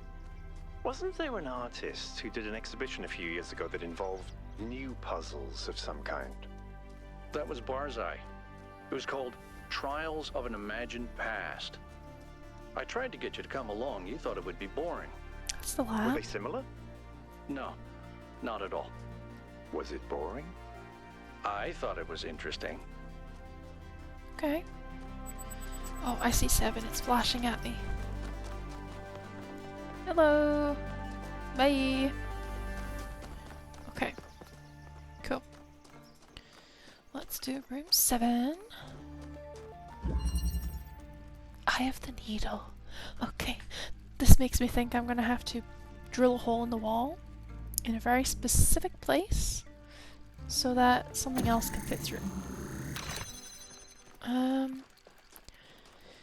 Is there any equipment in here? No, but there is a wall that needs to get a hole put through it.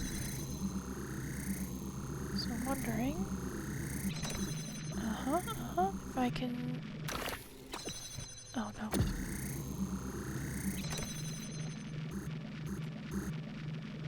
If I could place it here. There we go. And then it's accomplishing both jobs. I get my piece of equipment, it leaves the door open, so I can do that. Okay. And then the next one. Yes, this just looks like I get a connector. Wait. There's another piece of equipment stuck in here. Hold on. Hold on. How do I get in there? How do I get in there? Doesn't look like I can get in there right now. Okay. And what's on the other side of this wall that I can drill through? Not seeing equipment, but let's have a quick look. No, still not seeing any equipment. Okay. Further through, we've got a blue connector piece. Okay, and on the other side, the other side would lead to the end of the puzzle. Okay. So, may I please use this connector piece to put on with this laser? And then, what do I need on this side? Oh, I need another blue one. So I would need a second laser connector. Okay. I didn't see one.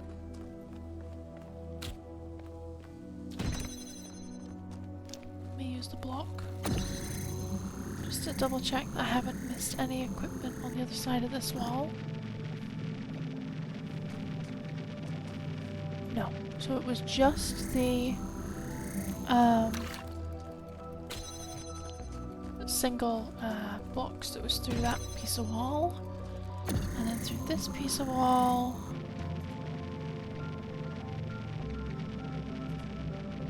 Yeah.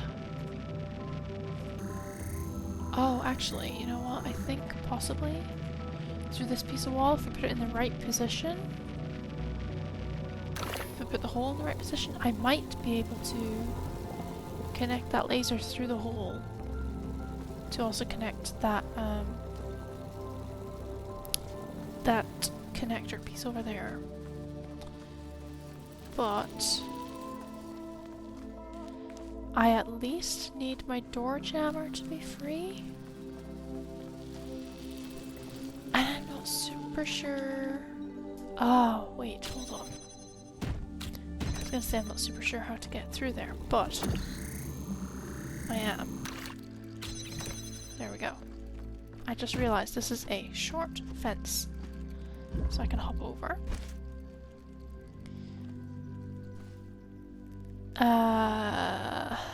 Okay. Hold the phone.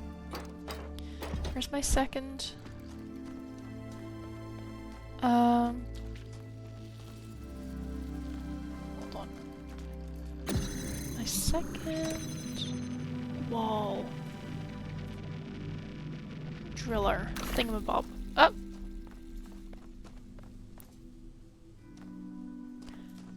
Thank you for everything. Oh? I like how everything got thrown at me. My model didn't move like it got smacked with stuff.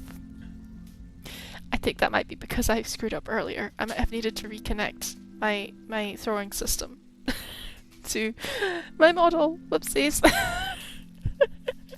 This is why Abby doesn't do things before stream on her own. Thank you for the first, thank you for the hydrate, and the stretch, and the smack with love. I'm gonna do the stretch first, because now I really need it, and my back hurts. Oh, that's a big stretch. Oh. I presume you mean hydration drink and not fun drink? What the heck was that voice?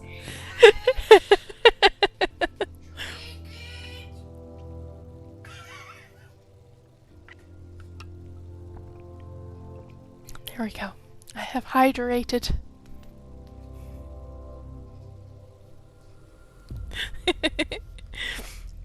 Okay. Let me try jumping over this little fence again. Can I? No, I cannot. Okay. I was going to say, can I block the wall? But I meant the wall that's on the other side of this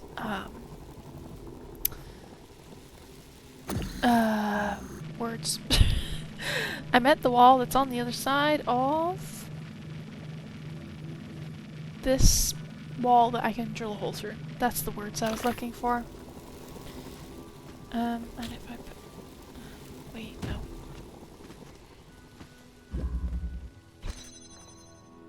Can I do that?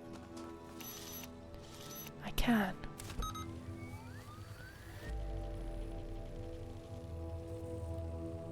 Okay. Hold on half a second. No! Oh, it's okay. You know what? Give me this laser. I can use that to open this door. I wonder if I can put the hole a lot closer to this far right side. And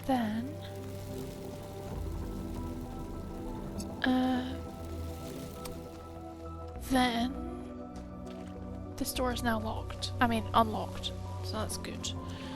Then we connect to this piece.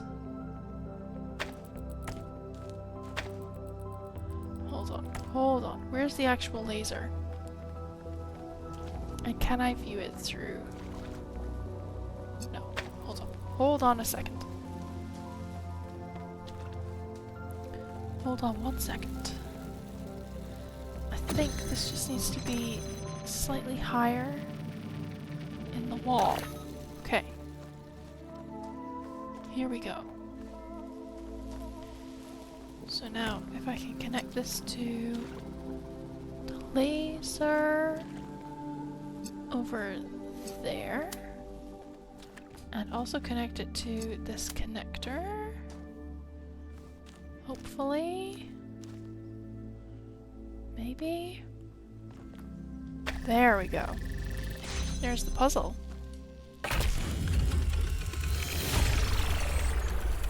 one more to That was go. extremely convoluted. It was quite convoluted, yeah. You're right, Melville, it was. Okay, let's find number 8. And then we can go through all the content after we've been inside the temple that's in my interface that we haven't read yet.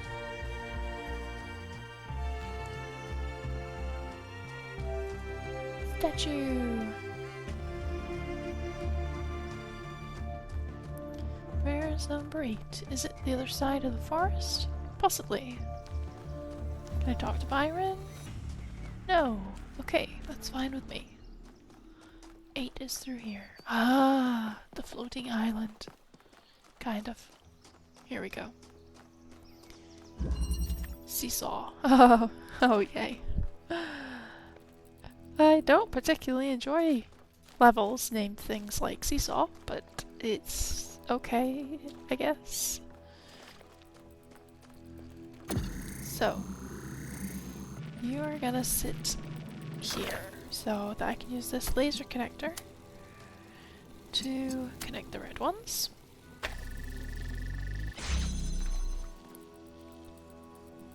And then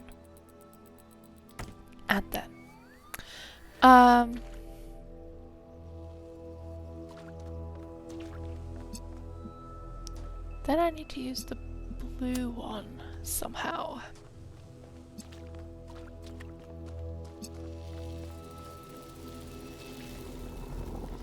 I pull it back here. Aha! I can connect it between here and here, but the red laser is going to be in the way.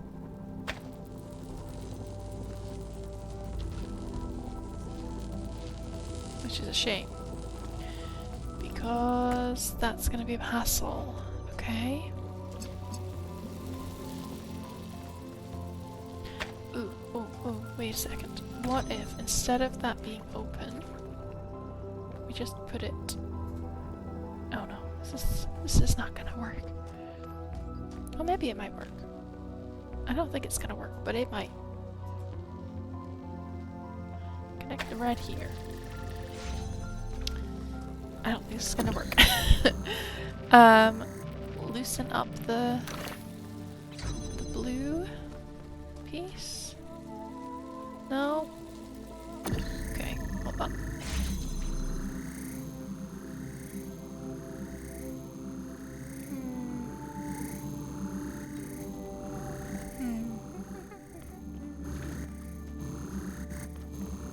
Actually, I wonder if I could use this to unlock the blue door from here. Jump over.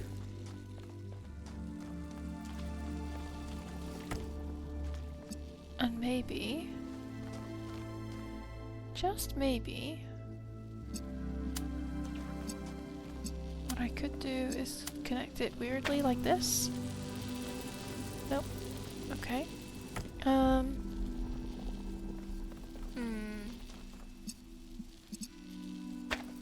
I think blue needs to be ready to go. But I also think the red needs to be ready to go. And I need to be able to use that from inside this section. So I'm gonna come over here and do this with that.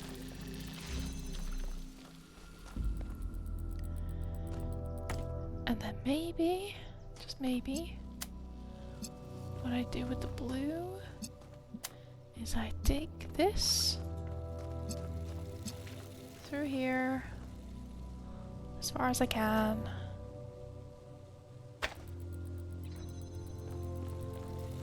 Perhaps. No, wait, hold on. Hold on. That can't be done. Can't be done like that. Can't be done like that. I'm just standing this way just for long enough that I can still get through the door. Okay. Sure. Okay, so real problem here. Here we go. The real problem here is it can't go around. It has to go through the walls. That is the only way to do it.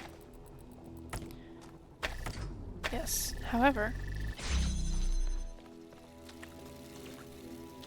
both of them have to be ready to go through the walls so that I can close off one and unlock the other one.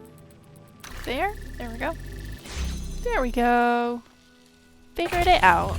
I'm smart sometimes, not very often.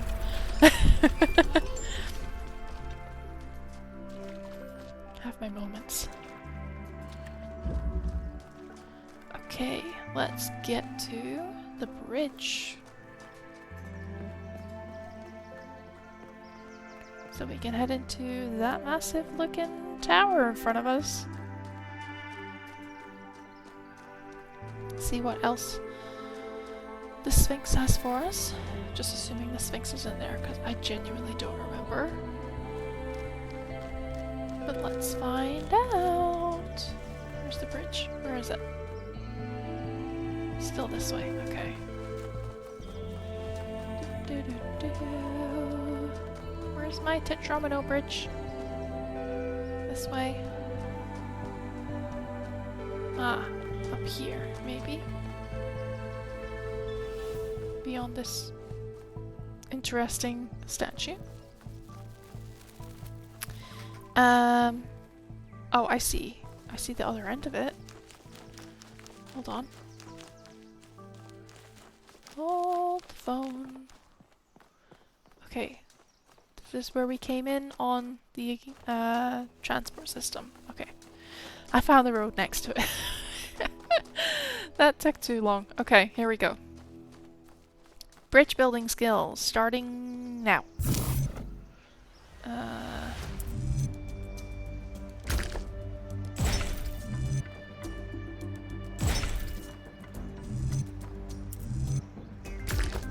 Nope, that one there. And then flip this one. Nope, no. Nope. Flip it first. There we go. Bridge part 1, done. Bridge part 2.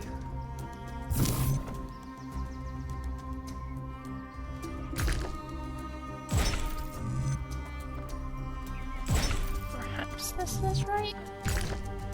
Hopefully. Yes, okay. Cool. Here we go. Tower time. Ow.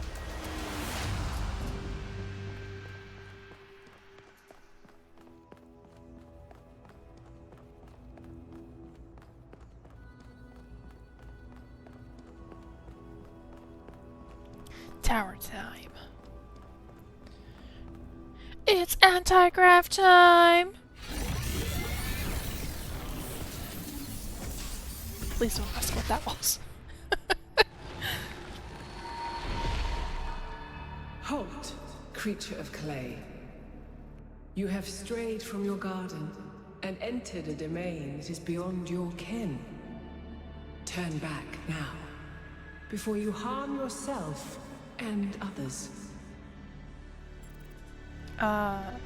Okay. Who are you? Are you like the Sphinx? We were invited here. We were invited here. Prometheus had no authority to summon you. He is rash and foolish and given to trickery, but his schemes lead only to ruin. Therefore heed my warning. The flame is not for you. Okay.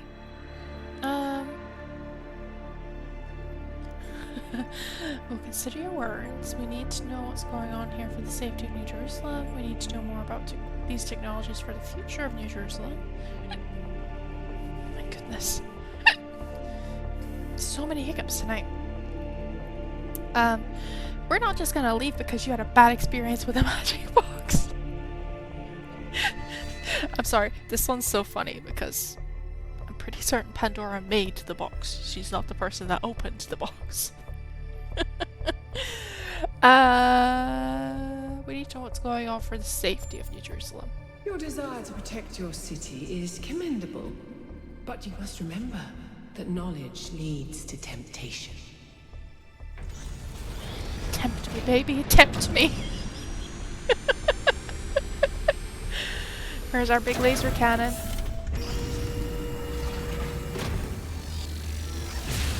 Good. How many of those bloody things are there? I think that was Pandora, which matches the other one being Prometheus. They seem to be locked in some kind of conflict. Might be wise to avoid getting caught in the crossfire until we understand what these entities actually are. That's fair. Okay, well, East 2 is now done. Let's go take a trip to East 3. What time is it? 10:30? Okay. I think I took my sweet time trying to find the lab here. Okay, hold up. Let's get back across the bridge, back to our transport system. And then we will read through all the new pieces of information in my interface before we go to East 3. Okay, here we go. Wait, are they all pieces of research? Okay. E2 engraving. Found on a Sphinx monument on the wooded plateau. Oh, I forgot. These are like extra little puzzles, like in between the actual puzzles and stuff. I think they mostly just give like extra, like lore. That's the word. I forgot. Hold on. Let me have a quick look at the other pieces. This is the tank that we found. Tank, an armored war machine invented by ancient humans, used to kill other humans and destroy infrastructure. Despite their crude appearance, great ingenuity went into the creation of these despicable machines. We'll see if we can find some more, like, ruined human objects later. Here we go.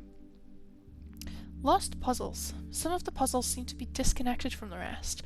They're still functional and can be used to power the bridge device, which means it should be possible to reach the tower without solving every main puzzle, but they don't seem to be properly integrated. Could they be remnants from a previous iteration of the design? I think these ones are talking about the additional rooms that we found. If you give me half a second... I'm gonna go have a look at this statue, but I think I know what these numbers 2, 4, 7, and 8 mean, because I think I remember them being different types of puzzles, but I think I remember this puzzle in particular. Let me find, where's the statue on my compass that you guys can't see? Okay, I'm just gonna run around a little bit. Hold up. I think there's a statue around here somewhere. I think.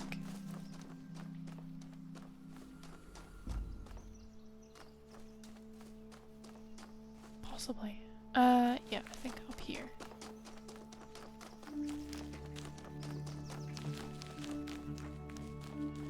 Is this the right statue? Because there's two statues. There's like a Sphinx statue and I think the other one's like Prometheus or somebody. Is this the right statue? Once I find it.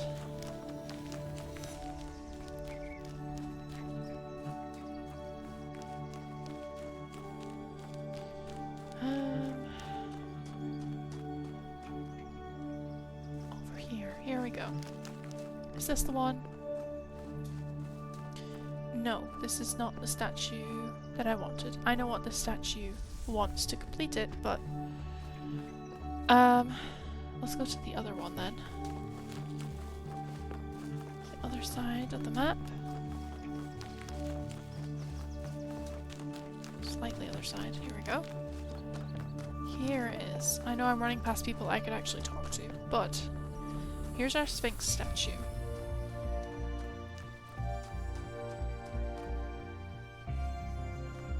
And it has 2478 on the front.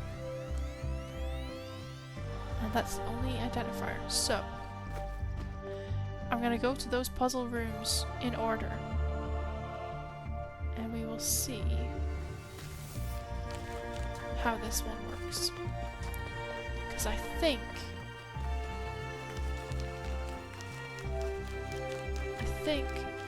at those rooms or areas, there should be something I can interact with, and they shouldn't be on any of the other ones. There's two. Two's still over this way. I love how I'm just running through the brush instead of just running through along the path. Path would make a lot more sense, but no, it's okay. Okay, 2. If I walk up to you... Oh, there, look, there's a switch on the back of it. 2. And I gotta find 4. 4 is this way.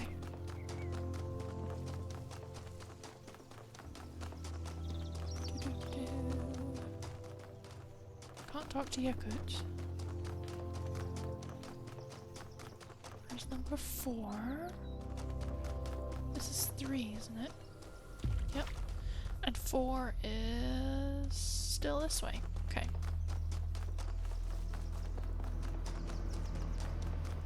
So we've done 2. Here we go. We've done 4. And now 7 and 8. And when I find 5, I'll show you that there's not a switch on the back of the waypoint number. This way.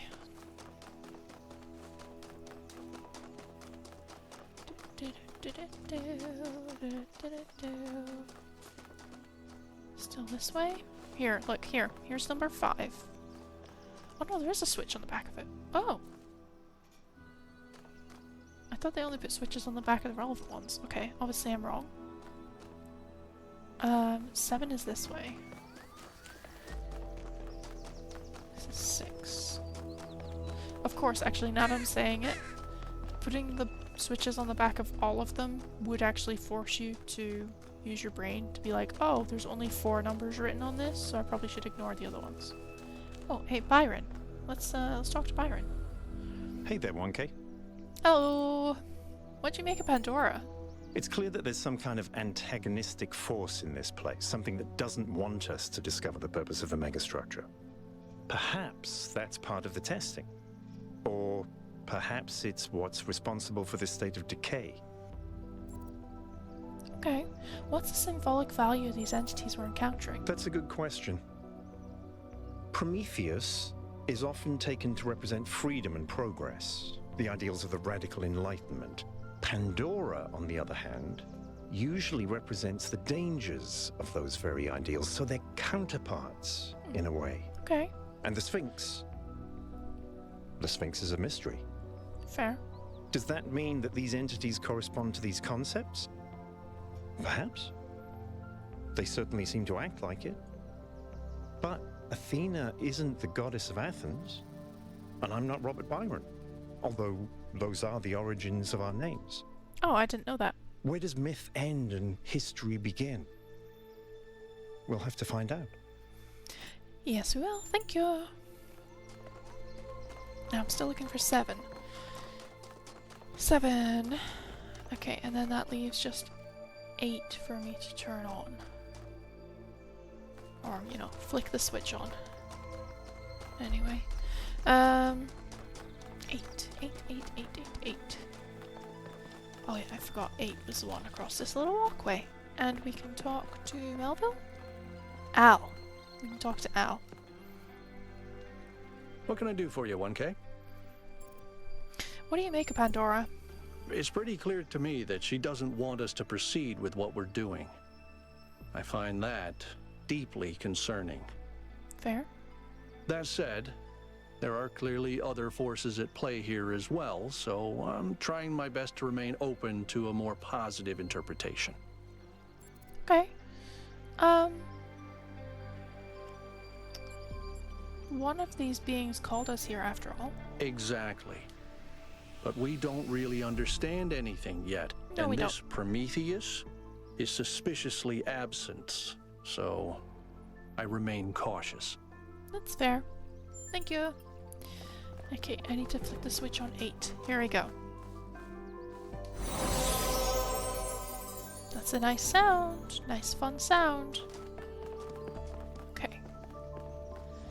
We're gonna go. Up here leads to the wrong statue. Okay. And the correct statue. Oh, it's blinking at me. Okay. Let's run down this path to find the correct statue. Jumping. Whee!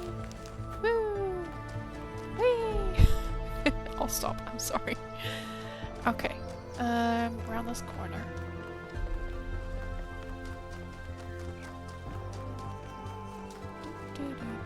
Here we go. Here's the statue. And now, what's this? Every answer leads to another question. The last answer leads to the first question. So, I think what we picked up I is think basically a that's hint. more like a recording. The entity didn't appear, and the system didn't react either. That's true. Stars. Another reflection of the simulation. So, they're basically stars, which,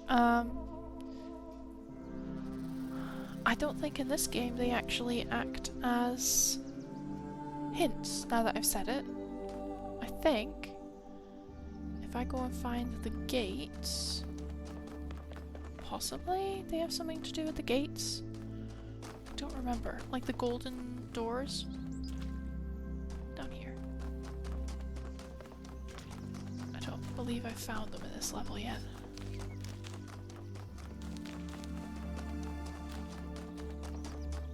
No, I haven't, but they're here. So...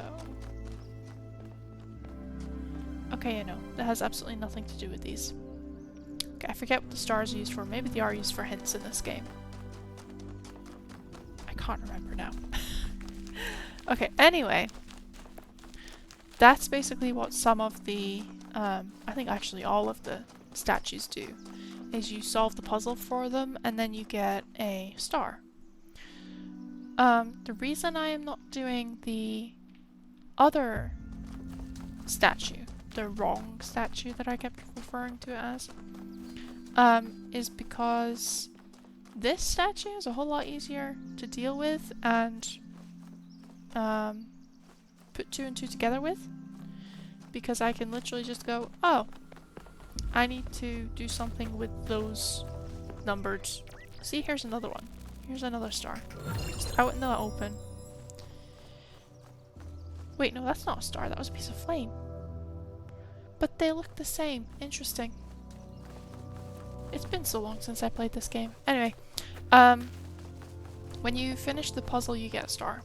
But the puzzle for the statue I did is a lot easier than the other puzzle for the other statue. Because the other statue, I don't know if you noticed, it was holding a laser connector in its hands because you're meant to use parts of other puzzles to solve puzzles in the overworld. Like, in the overworld.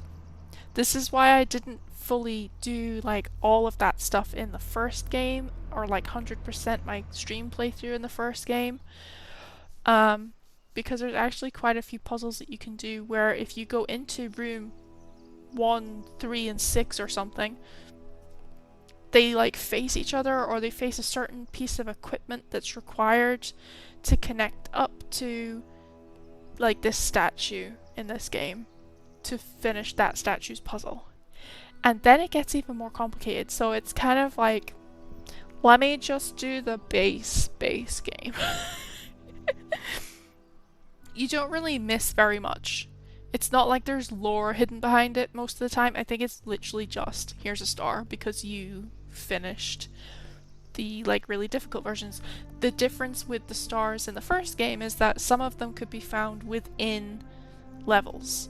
So if you like, let's say level 1 sat directly across from level 8, but level 8 when you're in it and looks across to 1 had like a perfect view between where you were stood and like the door where an actual star would be behind it, so you could just stand in 8, block the door in 1 and run back through and get the star.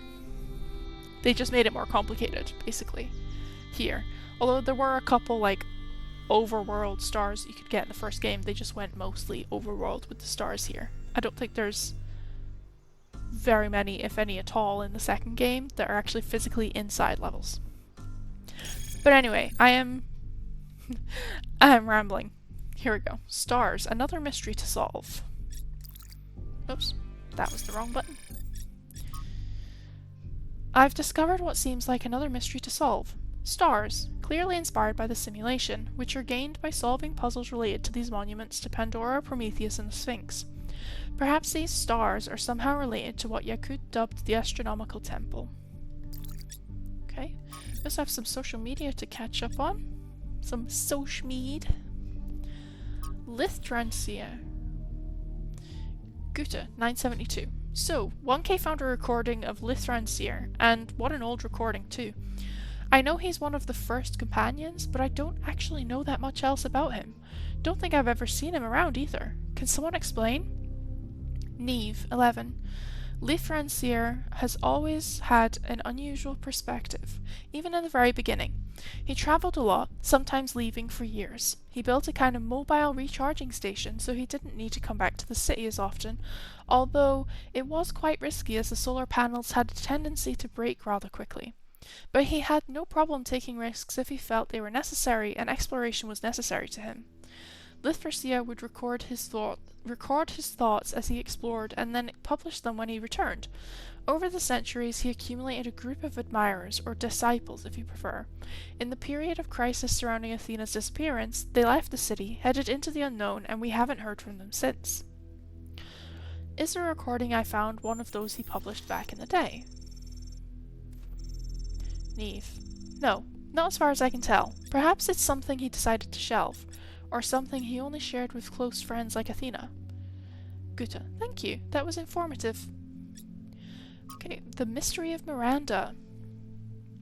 Budahus, 917. For anyone who missed it, Byron's expedition has recovered evidence of the existence of another person. Someone not from New Jerusalem. Who could this be? What does this mean? Aurinia, 342. Maybe there's another city out there. Who says there was only one simulation? Maybe there are thousands of people we've never met. Dossicles, 299. I really hope so. Thekla, 862. There is only one founder. Zagoran, 211. I hate to agree with Thekla, but all the historical evidence we have points to that conclusion. There were some other attempts, but as far as we know, they all went wrong or failed. Helga, 101. There's more that we don't know than there is that we know. Zagaran, that sentence is gonna make my brain crash. Honestly, if you give it to me earlier, same. Jacques, 420. Why do we think Miranda is from Earth? There's no evidence to support that idea.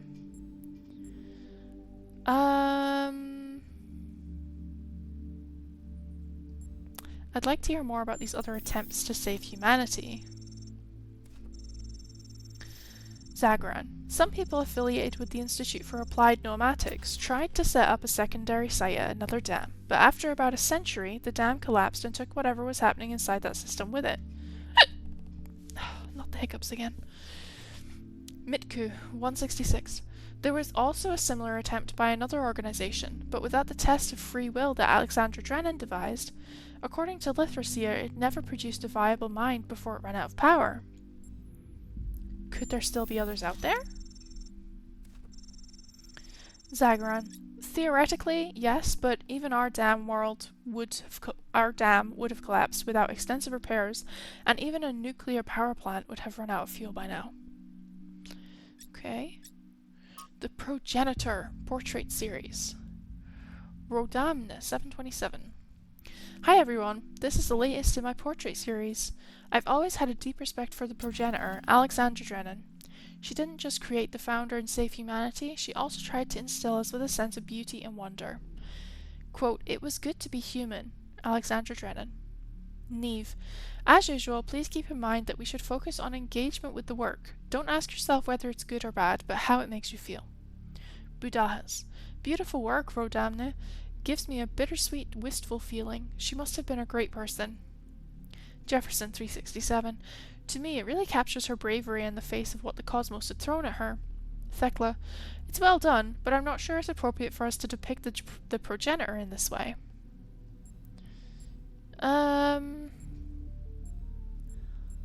We shouldn't forget.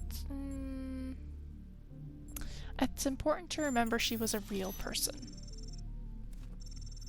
Jefferson, you're right. She was extraordinary, of course, but she was a human being like any of us.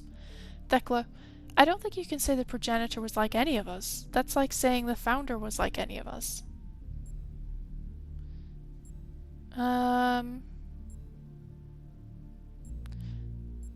You're right. They're not like us, but they were people. Because technically we're talking about an actual human versus a robot calling itself a human. Rodamna. 1K is right, Thekla. The progenitor and the Founder weren't some different class of being. They were made of the same stuff as we are. That doesn't take away from what they accomplished or how incredible they were. It just means that humans can be truly amazing. Quote, "Here lived a race of giants." Alexandra Drennan.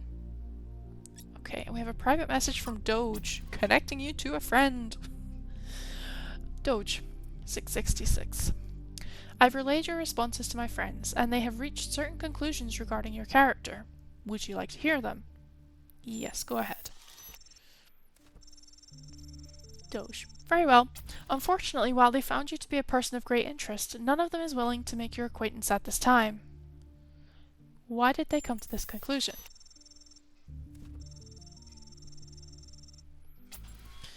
Doge, you told me it was never okay to lie, even to keep a secret. You must understand these are individuals who value their privacy and expect their friends to do the same. Your position is commendable, but hardly compatible with human relationships.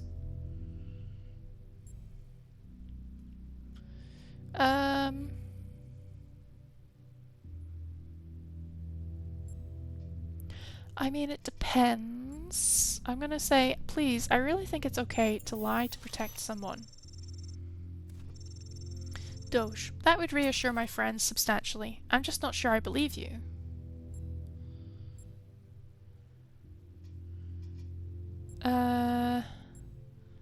Seriously, I just misinterpreted the question, because it was a very open-ended question. Fine. Alright, I suppose we can move forward. Just don't screw me on this, okay? Now, you're new, so let me fill you in. Your arrival marks the moment of New Jerusalem's maturity, and there are differences of opinion about what it ought to become. Naturally, there are people working quietly behind the scenes in an advisory capacity, trying to guide our city to prosperity. People who know things which would only scare or confuse the average citizen. I have 5 such friends who expressed to me their interest in getting to know you. Who are these people? Doge. I can't tell you their names, but I can tell you a little about them.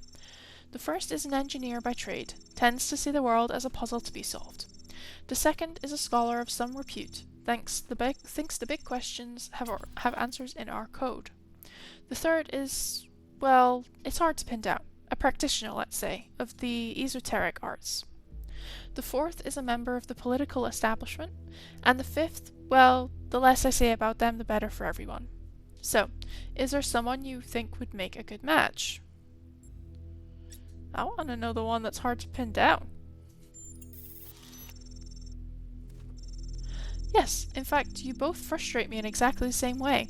Both of you can talk for 10 whole minutes, and at the end I'm still lost on what exactly you're trying to say. Your answers to my questions and our observations of your behavior elsewhere has given us a massive amount of data. It's clear there's only one person that I should put you in touch with.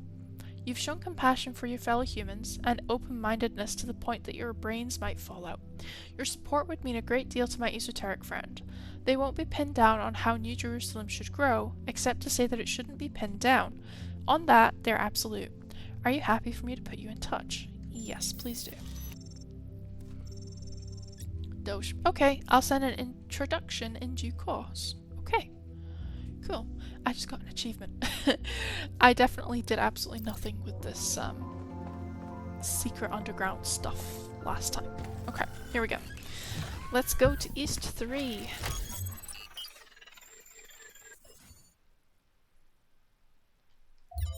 Here we go. Wait. There we go. East 3. Let's go. 1K brought up an interesting question earlier. Where did all the tech in the labs come from? So, I had a look at the serial numbers. And it turns out the answer is New Alexandria. Oh. Wow, I guess that makes sense. After the explosion, the colony was abandoned. Nobody ever went back for all that stuff. We had enough to deal with. So many dead. So that's one question answered. But how did they go from scavenged Alexandria tech to all this? How did we go from nothing to where we are now? Through the application of reason and the right tools.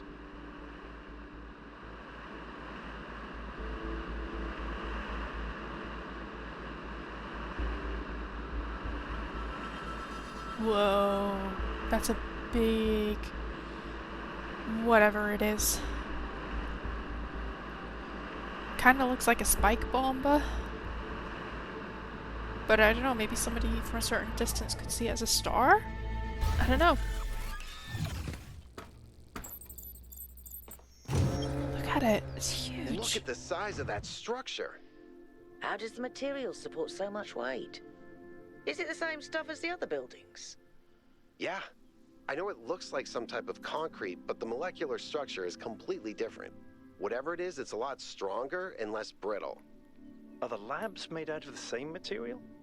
No, that's just ordinary concrete. Although, it does have some molecular weirdness going on too. Too little variation in the grain. There's our anti-gravity, so this is our temple, or our tower for this section. Okay. Also, see this white dotted line shooting across the sky? I will guarantee you that that connects to either a piece that should be connected to a statue, or it just directly connects to a statue. Or both, one on either end. So, yeah. Let's start by finding the lab.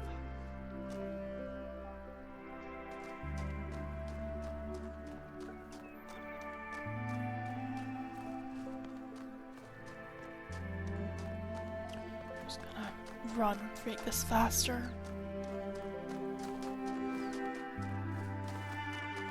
Okay, there's something down here. On the left. Let me just scoot off the main path. There we go.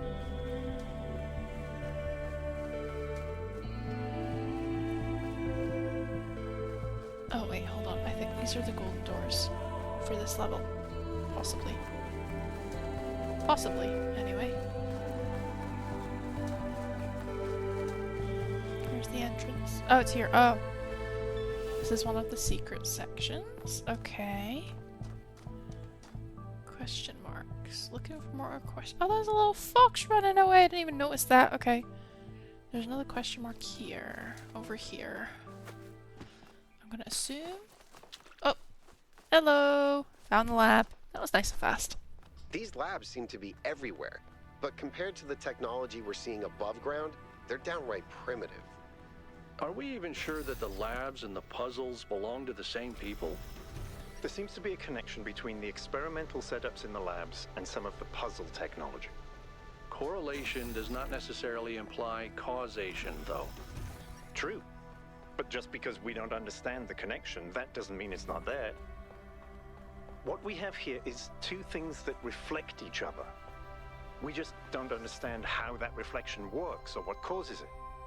Maybe Miranda can tell us. Wait. Oh, I missed the stairs here. Okay, here we go. Look, here. There's another one of these things that I think is just data points, but the shape of them sometimes reminds me of F1 cars. I'm looking more crazy the more I say that, but it's fine. Oh. Oh, that looks like an anti-grav thing. Okay. Palm reader. The End Draft. After a lifetime dedicated to the written word, I'm faced with a task I could never have expected. Writing an epitaph not only for myself, but for my species. In the unlikely event that Alexandra Drennan is successful and one day someone reads this, what meaningful insights can I share into this strange phenomenon that is humanity? I've spent days thinking about it, but now I'm running out of time, so I'll set down the one thought that I simply can't shake. It didn't have to be this way. With more time, we could have found a cure. With a few political victories, we could have been prepared. Change any factor, even by a little, and we would have made it. This isn't divine punishment, it's just dumb luck. I'm reaching for something here, but I don't know what it is. Forgiveness? Grace?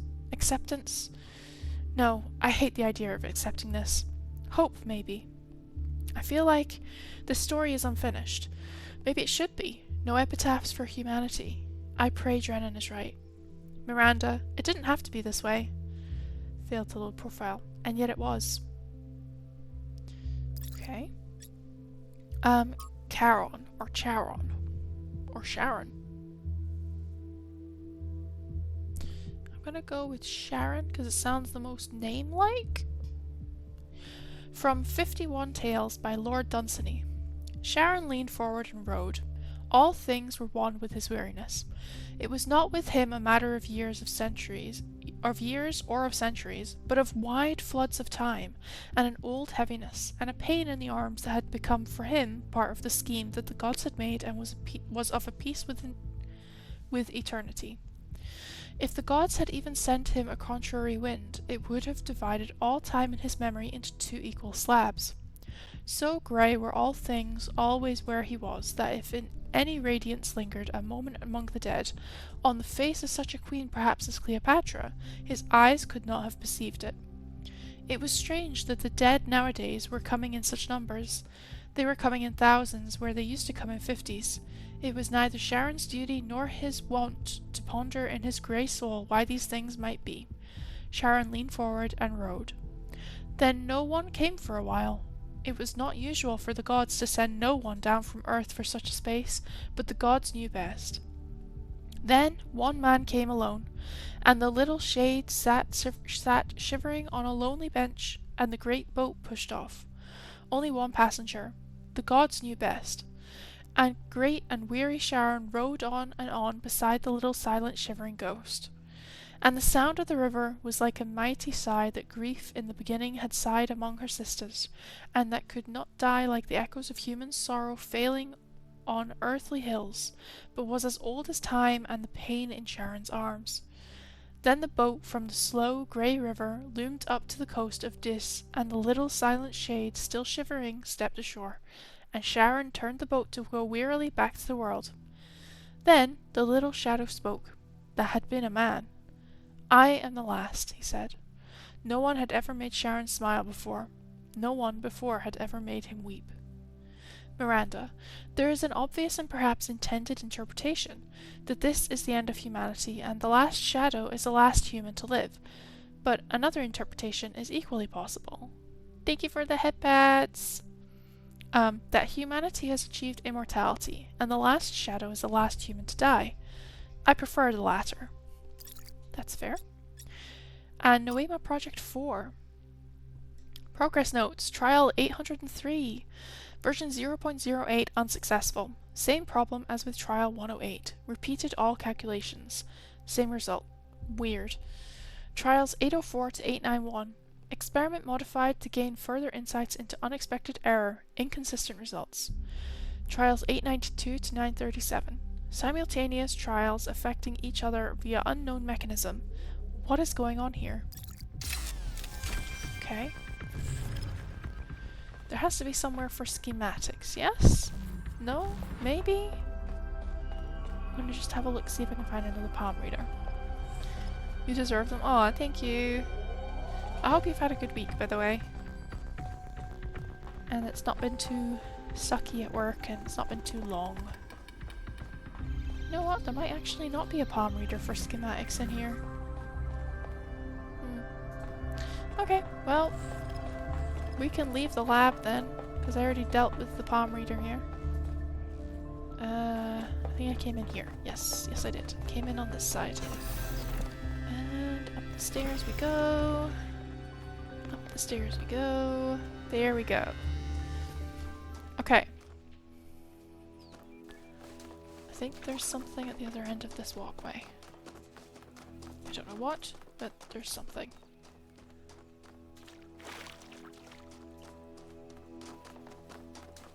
Oh, see? It's like a fox or a wolf or something ran past me and I keep missing it. Ah, it's a statue. Okay.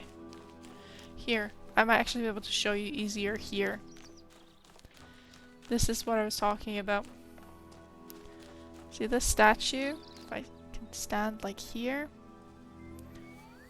It has a connector that it's holding. So there'll be puzzles over the other side of the map, the way that it's facing, where you'll be able to interact outside of the actual puzzle room to activate that, to get another star.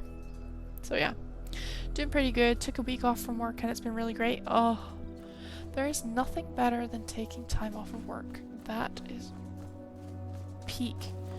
If we literally could work by constantly taking time off work, I would be a million times happier, to be completely honest with you. Okay. I'm gonna see if I can make it through these 8 puzzles today.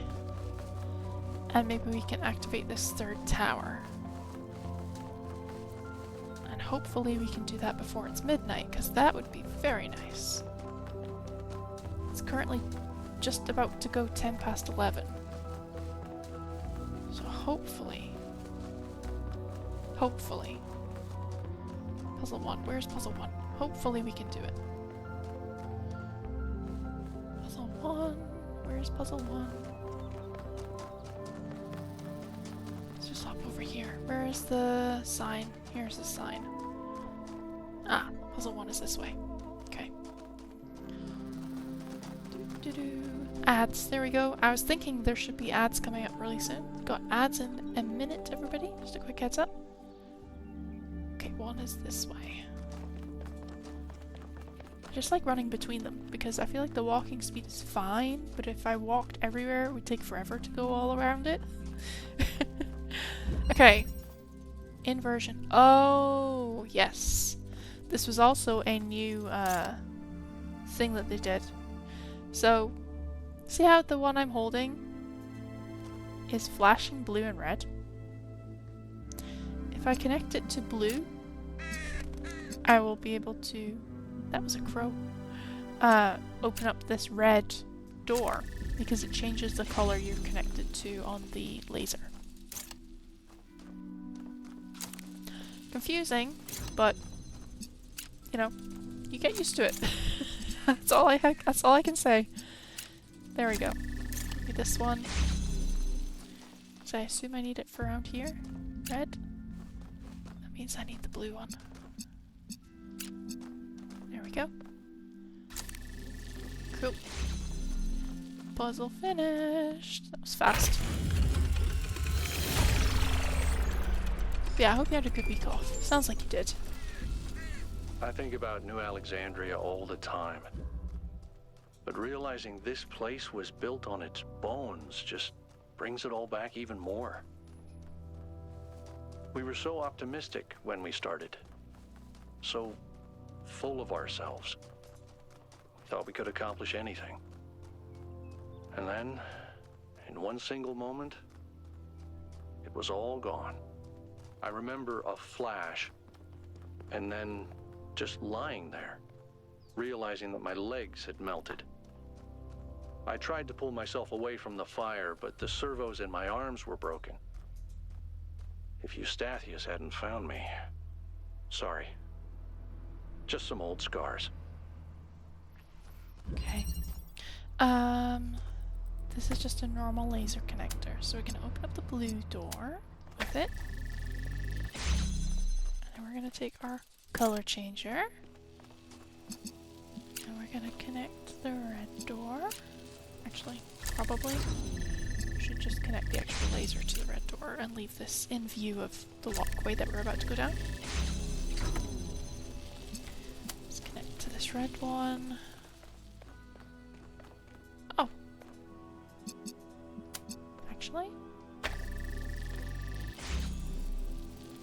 Actually, you know what?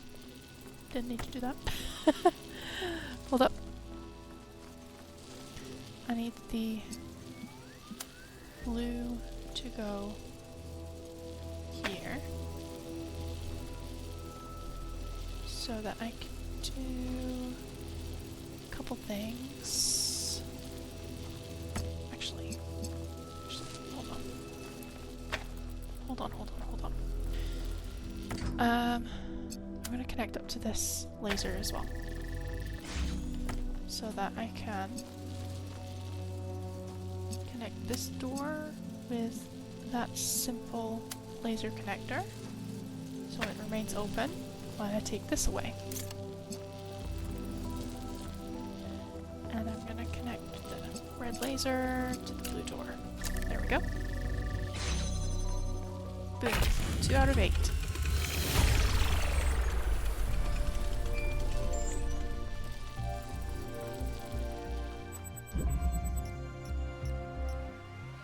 What animal is that? Is that the serval? It's a penguin. Aww. Aww. The Melbourne Zoo. Aww. Yeah. Is that what you want to do? You want to go and see the penguins in the wild in October? Yeah. Okay, we can do that. St. Kilda. Oh, okay. That's not even that far. I think it's like 45 minutes on the bus or something. There's also a beach at St. Kilda if you want to have a beach day.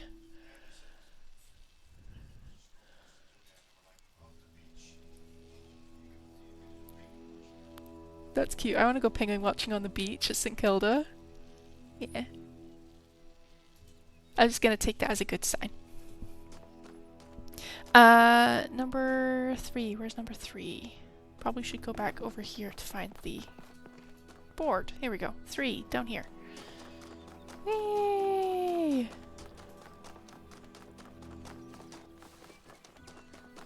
Number 3. Now I have to try and stop my brain from becoming overly excited about October again. Just because you found one thing that you want to do. Okay, here we go. Hold on. There we go. Fixing my iPad as well so I can still see chat, because sometimes I'm blind and can't read it on my own PC. Okay, Founding 3. Hypatia's Journal number 3. From Hypatia's Journals Volume 1, The Founding of New Jerusalem.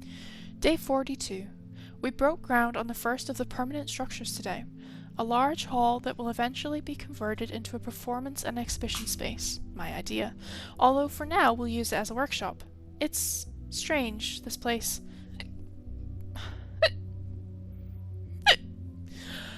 I'm so tired of the hiccups tonight. There's a lot of open space, and I didn't think that I would find it so unusual. But I suppose we all spent more time at the dam than was originally planned, and now it's difficult to get used to not having that low ceiling over our heads. It's probably just me. Byron loves being outside and is always volunteering for scavenging missions. Lithrasir usually tags along, although he seems more fascinated with observing nature and various weird creatures. At night, I sometimes catch myself standing by the door, not because I have guard duty, just watching the stars. It's oddly comforting to think that they've always been there, that they watched our ancestors, standing where I now stand. Ah! I didn't mean to close that, I hadn't read the other 2. Message fragment 5358. Progress from Miranda to 5358. We finished setting up the external site at the lake. The area is so stunning we forgot about the experiment for a while and went on a long walk. The ways in which all of the different aspects of nature interact with each other are endlessly fascinating to me, and the sheer variety of living things, even in a simple green meadow. Sadly, we then stumbled onto the carcass of a deer that had been torn apart by wolves. It must have suffered enormously, and thinking about that made me feel truly terrible. There is so much pain in nature. And ecosystem engineers. Cutting down swathes of trees for their building projects, thoughtlessly causing radical changes to large environments, and forcing local species to adapt to their artificial habitats. These are the traits of a species of intelligent, industrious, and extremely impactful ecosystem engineers. Humans? No, I'm talking about beavers. Like us, beavers transform their environments via building, and their actions have real consequences, creating vast wetlands that some species thrive in, while others die. Human activity is very similar. We too are ecosystem engineers, and we too benefit from some species while harming others. Everything about this is completely natural, including the damage to other species. After all, that's what competition and evolution is all about. Those species that adapt to the ecosystems we create will, over the coming millennia, become the core of a new biodiversity. And so evolution runs its course. If we don't like the result, if we think some species should be preserved despite being outcompeted, well, that's anything but natural. It is, however, very human. Miranda, it's fascinating how so much of what we do is common in animals, but furthered enormously by our intelligence and our ability to remember. Through us, the universe strives to a greater level of complexity. Fail to low profile. But does the universe have the capacity to strive for anything? We must be careful to avoid projecting human values onto the cosmos. Okay. Oh, number 3 is flashing at me. Hello!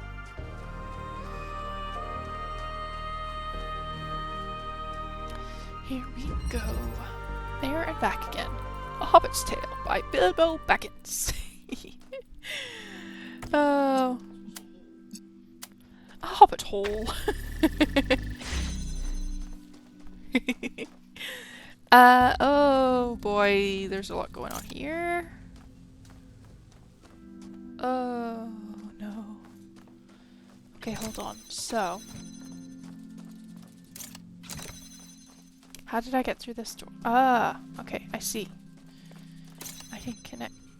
Nope. Nope. Nope, nope, nope, nope, nope. Okay. I'm gonna have to use this to... I'm gonna have to move some stuff. So I'm gonna move the plain old laser connector out of the way so that I can connect up the red laser. Actually, this is still gonna be in the way. Let's just go further in this corner for right now. Just for right now. So I can connect it with this blue piece that will keep the door open. And also put it as far in this back corner as I can. Then we're going to take the normal little connector, take the blue,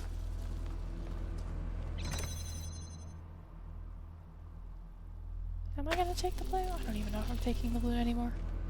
Yeah, I can this can get connected to this blue laser instead of being connected to the changer. I don't even know what this is called. What is this called? An inverter. And we're going to connect to the blue one so that we can open the red gate with the inverter. Then we get... oh, an RGB converter. Okay. Okay. I got this. I got this. I got this. Let's open up this door with the plain old laser connector. And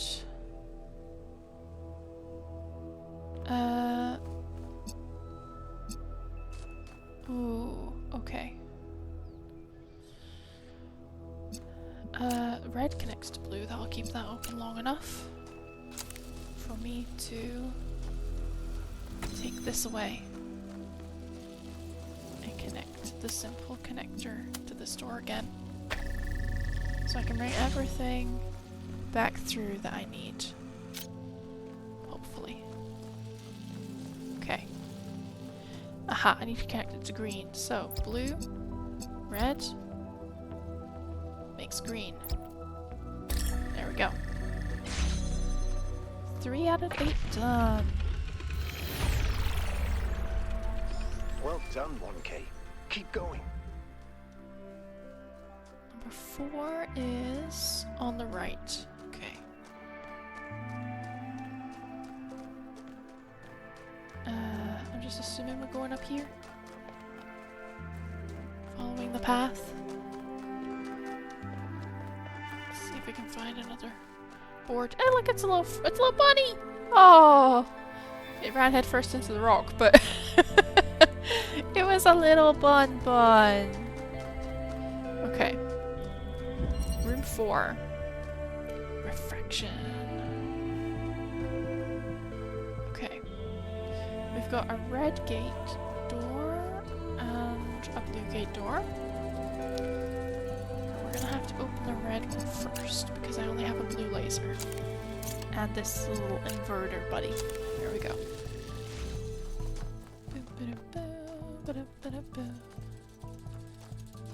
And then... okay.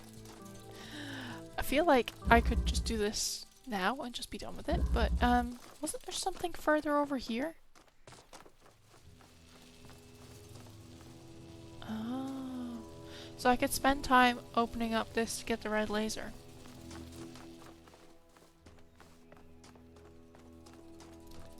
But to be honest, what color is the door there? Blue. So if I connect this...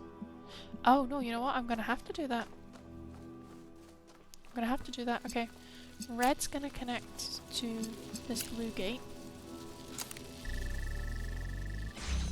Actually, we're also gonna connect it with that laser so that it stays open.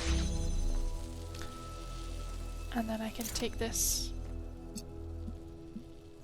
make the blue one connect here for the red. And then through this little purple doorway, we can connect the red to the blue. This sounds crazy if all you're doing is listening. But there's a lot of different mechanics in this game about changing colors of what you're using. Okay, 5. Which way to 5? Down the hill? Down a hill on the right. I see the Sphinx statue again. I'm just gonna keep going down the hill. Yep. Straight ahead. Whee! Probably shouldn't. I'm sure there's probably some people watching that are like, ah, my brain, I can't deal with, like, third person, like, motion sickness and stuff, but sometimes I feel like the walking just, you know, you just want to run sometimes. Imprisoned. Ah, yes. Sounds like me at my job. I shouldn't make that joke. Okay, if I turn the switch on, that opens this gate. Which gives me access to an inverter and a plain old boring laser connector. Okay. I'm gonna do this. I'm also gonna take the plain old boring connector and hook these two buddies up. And I'm assuming if I go back and close this, that then opens. Okay, now I can turn it off and the gate at the end will stay open. There is nothing there other than the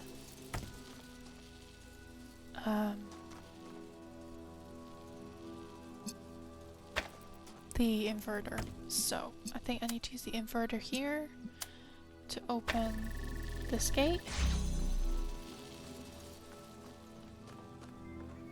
Which I can just walk around and walk through. There we go. Done. Easy peasy.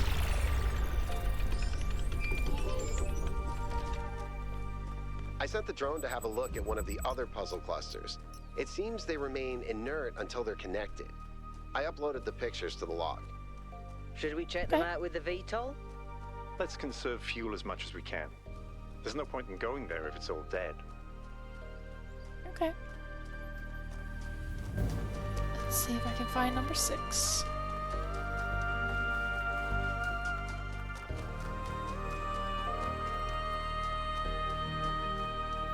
Number 6 is down here. Oh yeah, right behind me. Didn't even notice the big flashing 6. Okay. I have a plain old laser connector. And that's it in the open area. I can go into one side bit already for an inverter. Oh, which actually gives me access to more stuff than I thought it would.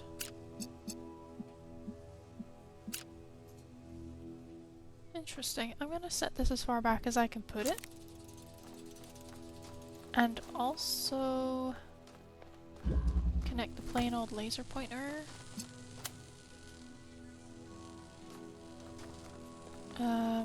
Somewhere near the gate, maybe?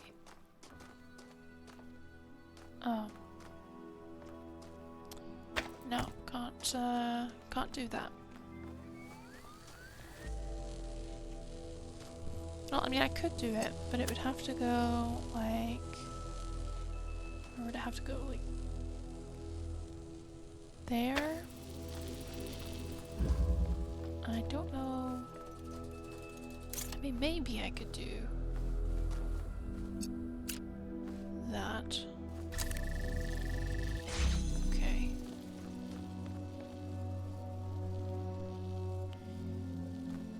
But then I would need to also be able to just connect that inverter back to the actual laser.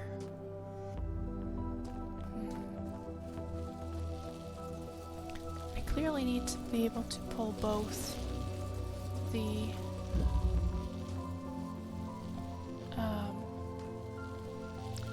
the pieces of equipment through to get to the end of the puzzle. It's on this side of this gate. Is there anything? Oh, it just goes round.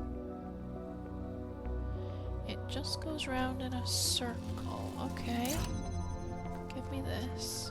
Instead of opening that door, I would like to use this to open the gate on this side that's going to allow me access to the other blue laser. There we go. Now. Perfect. So.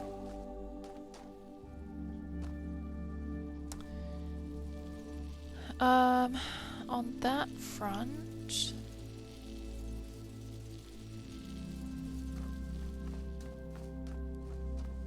I reckon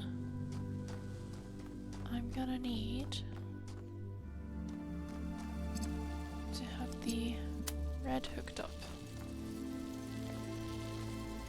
Maybe like here on the plain old laser pointer. And then if I can run around to this side, I should maybe be able to use the laser pointer, maybe? Oh wait, this door's locked. Okay,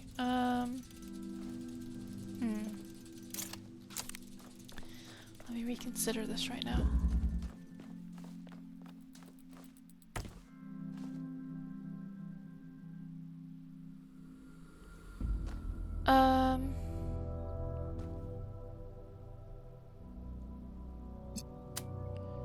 Actually,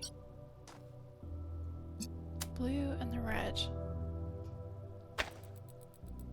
No, wait. Yes.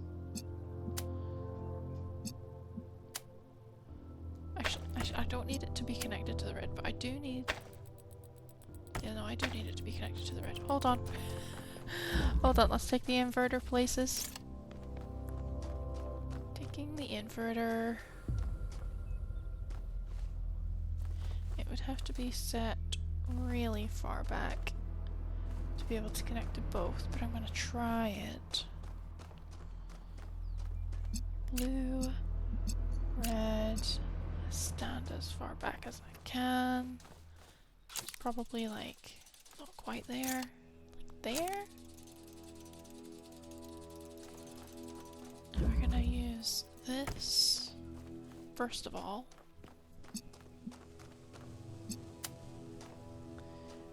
To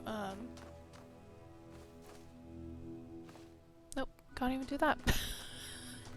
Hold on. I knew there was gonna be a rough one coming. I just knew it. And I just keep this connected, but move it a little bit further this way. Okay. Okay. Plain old laser pointer is gonna connect blue over here. There we go. Now I can take it away.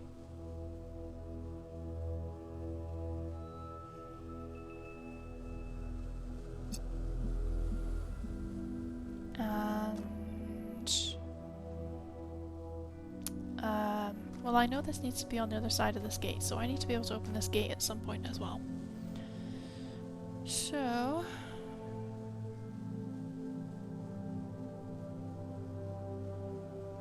thinking...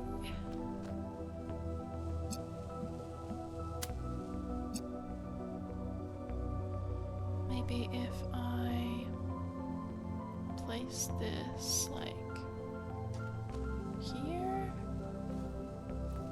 I can maybe pull it away fast enough while the door is still open, hopefully. Okay. So, blue needs to connect to red. Good. Oh, wait. Yeah. I also need it to be connected to the laser. Okay. Alright, hold on. Hold on. The blue laser can go here-ish. There. So that I can connect it like that. There we go. But I don't know if it's close enough for me to take and run with. Nope. No, it is not. Okay. Alright.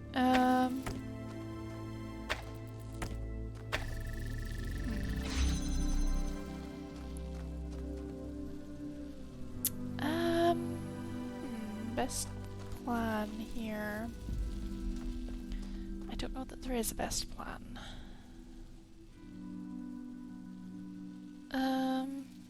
There isn't another piece of equipment over here, is there? No, no, there's not.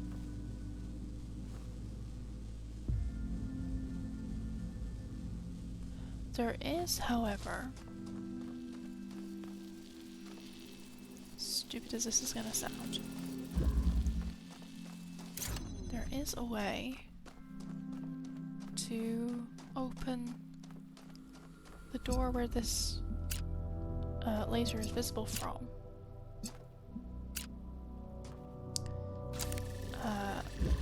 On the side. Without having to involve this laser. Well, it does need to involve this laser, but I could probably put it like there. And then if I take away this, it should still stay open. Good. It stays open. That's good. Now, can I connect that with this and this laser? Oh, yes, I should be able to. Wait.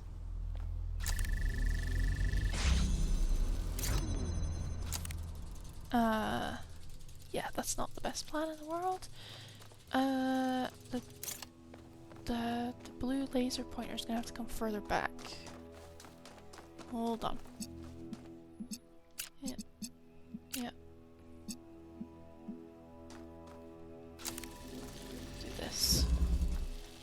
stay. It just literally needs to move further back. That's all.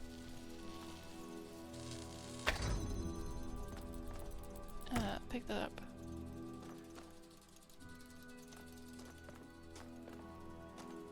Hold on. Let's make that red again. Well, blue. Red. One of the colors.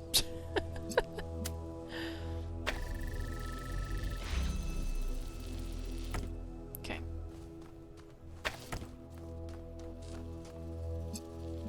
Blue and blue. We're gonna have to come far enough back that they're still connected, but I can also see it through the purple gate on the side. So that we can do blue laser connector and blue laser, both connected to the red piece. There we go. Now I have that door open. I can take the plain old laser connector through to this side, because we need 2 items on a pressure plate to finish level. There we go.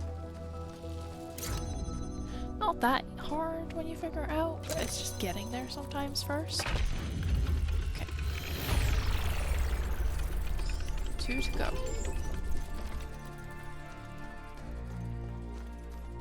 2 to go. Where is 7? We're going left. Okie dokie. Over this little stone bridge. Look how cute it is. It's almost like you'd think there wasn't really the need for the bridge, given how flat everything is underneath it. But I digress. Ooh, who's this we can talk to? Melville. Did something break? Oh, no. Tell me about New Alexandria. New Alexandria. What a mess. It was an attempt to start a new city, but it went about as sideways as it goes. Gas explosion, more than 30 dead, unrecoverable. Al was there for the whole thing. But why would so much tech from New Alexandria be here? Because the whole place was abandoned. Byron insisted that we had to rebuild, but for the survivors, it was just too traumatic to deal with. So I guess that stuff was just lying around for someone to pick up. I guess that kind of makes sense. Okay, thank you. Right, we're looking for 7 still. I think it might be this square piece here. This square looking... oh, it's not really square. It looks square from the angle I came at it from. Okay, here we go. Backward propagation. We have a inverter and a pressure plate.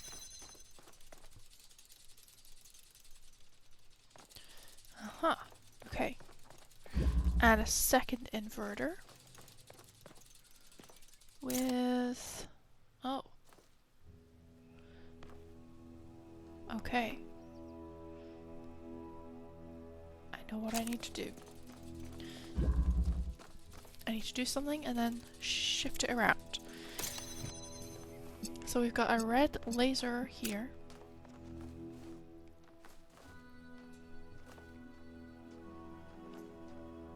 And if I put that down, that's been turned to blue.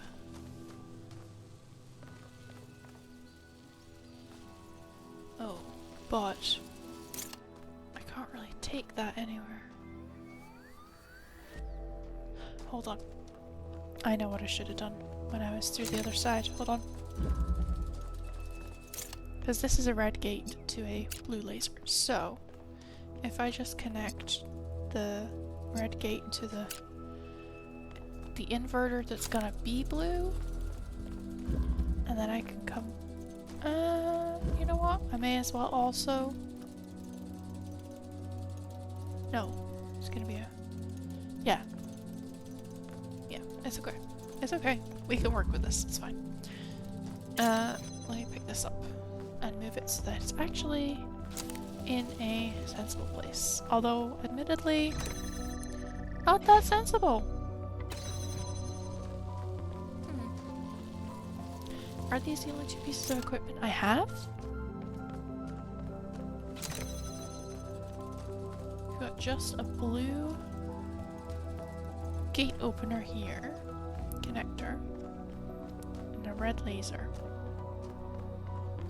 And once this pressure plate is activated, you get access to another blue gate opener, which, let's be honest, that more than likely is gonna be meant to connect to this.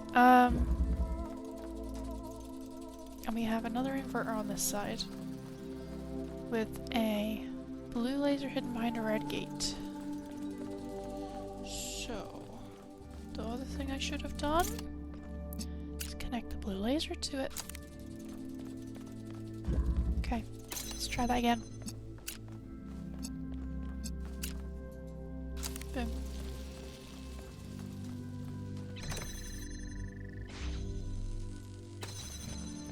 Now that one's just active, so let's take this away. Put that down. I actually should have put this further back, because then I can see it on this side of the gate easier. I'll come over here, connect to the red laser again. I'm gonna stand here long enough that the other inverter is activated. Cool.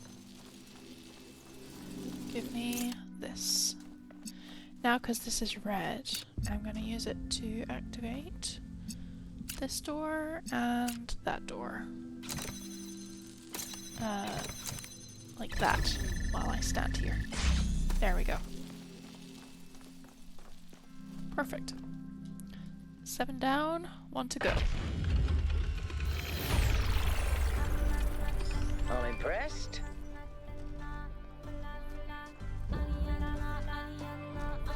Right for number 8. Wait,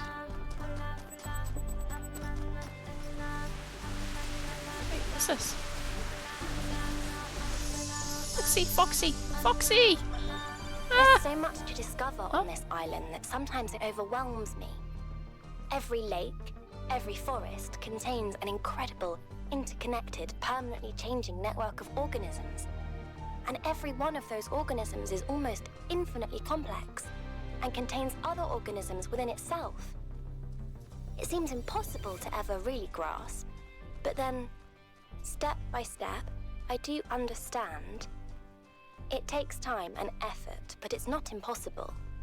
And there's a lot of joy to be found in simply taking the time to truly study something. I spent 5 years studying a single flower, and it never got boring. Okay. A single flower is a bit much, but okay. Positional interchange. Okay, what equipment do we have? Behind a purple gate, we have an inverter, a block on a fan, and a red connector that is gonna be probably the activator for the fan. So, okay, outside of that, we have a normal laser connector, but it is sat on a pressure plate that's keeping the door it's locked behind open. So we might have to wait for that one.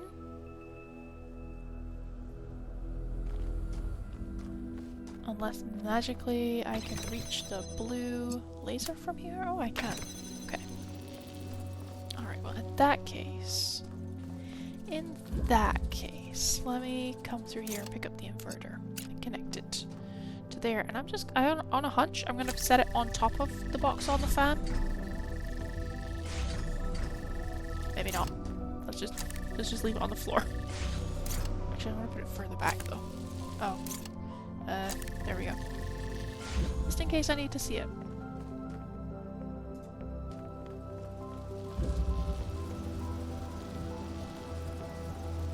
I wonder if I'm meant to jump on the box, or if the box is just meant to float because it feels like floating. Okay. Ooh, wait. This is now red, this inverter, so... Oops. Box, go on fat. There we go. Let's also connect it up to that gate that's locked behind a red connector. Ah, here we go. And now we have... Ah. Okay.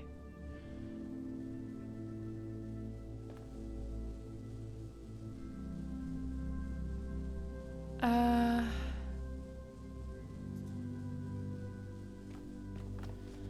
gonna pull this out and set it here, further back, so that hopefully,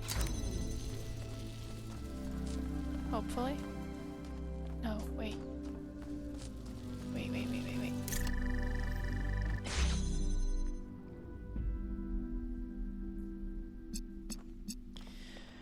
Okay, connecting this to blue makes this one red, so I'm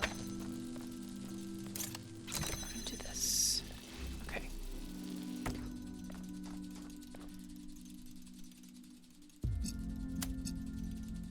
I'll put that there. Okay. I still think I'm gonna take this off and put it back on there.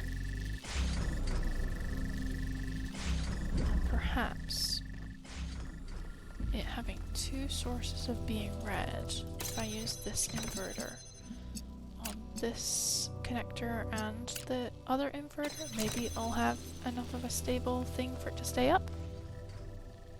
No? If I move it over this side instead.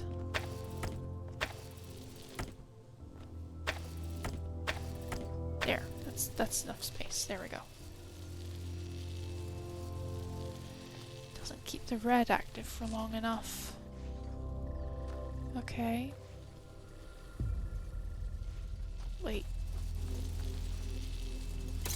I also need it to connect to those two over there. Let's connect this away. Okay, take this one away. Connect it to both inverters.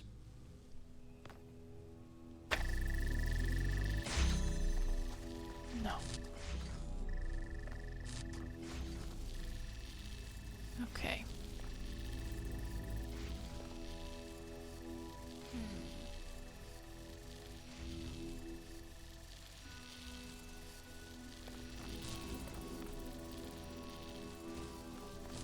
That's not gonna work because that's trying to connect all the reds together. Hold on.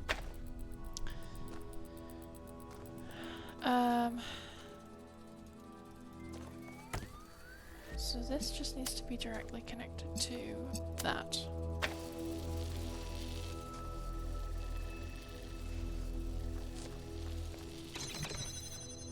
Then the red would be connected to the blue, but I don't know that we can reach that from here. I don't think we can. Let's do the two reds with this.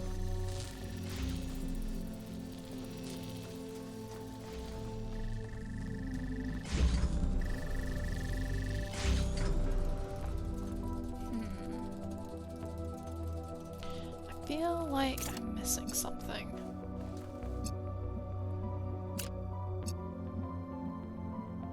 And yes, it probably is a brain cell or 10.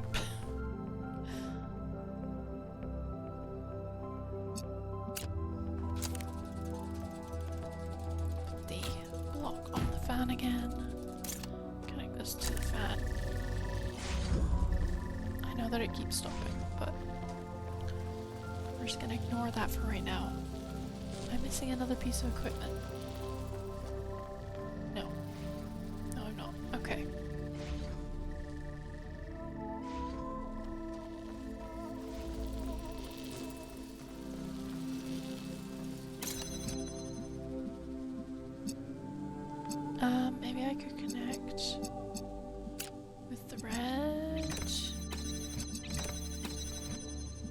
to the blue back there, perhaps, if I can. Yeah, but it would have to sit like there.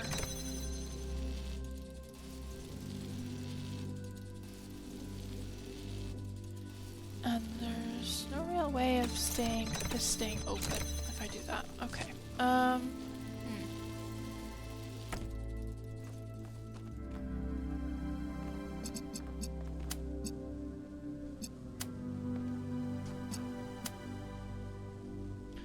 Let's do this. While also connecting this inverter to the blue. Both pieces of blue? Both pieces are red, actually? There we go. Okay. I would like to actually connect this with not the blue one. I mean, I want to connect it to this red one, but I don't want it connected to the blue one back here. There we go. And then the only thing missing, I think, the only one they're missing is this red one here, which I think probably can't connect to from where I'm standing.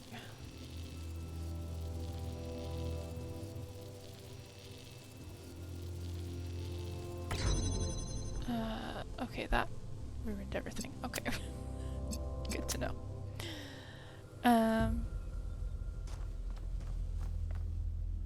Connect that like this. Let's see how that does. To start with.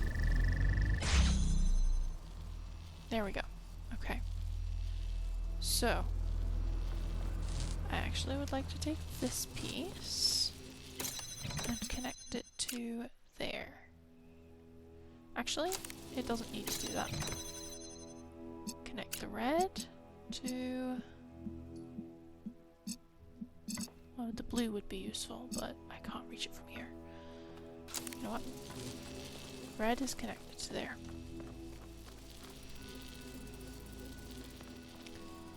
Oh, wait. Yeah. Yep. Hold on. If I connect this to the blue laser, because I can actually see it from here.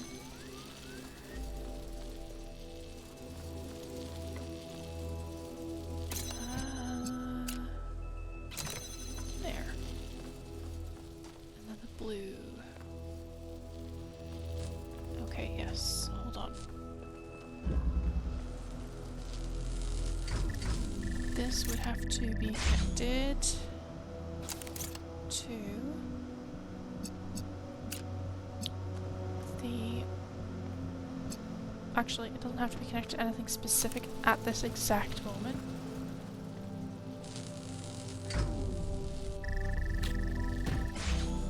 But it would be useful. Hold on.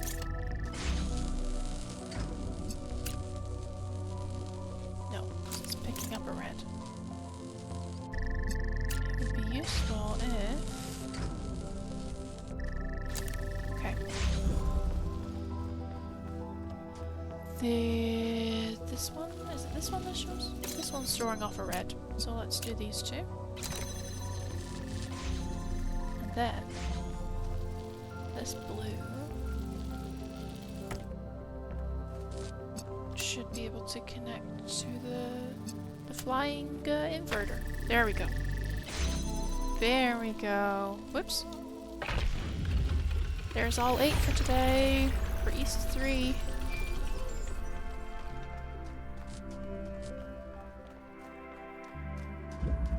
I think. This was 8, wasn't it? Yep. Okay. Let's go left. Let's go back to our bridge. Let's go hop up that, well, I would loosely call it a tower, purely because they've been explaining them as towers so far, but it doesn't really look like a tower, but that's okay. Nobody said it had to look like a tower. They just said it was called a tower. Okay. Here we go. Bridge building time.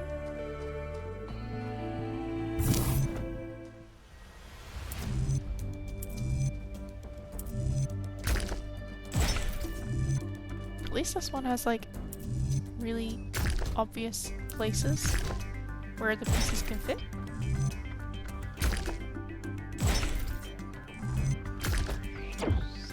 There we go. Bridge 1 done.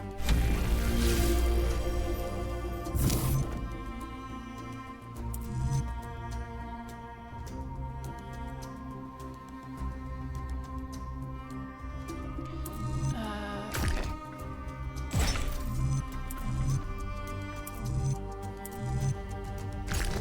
Bridge 2.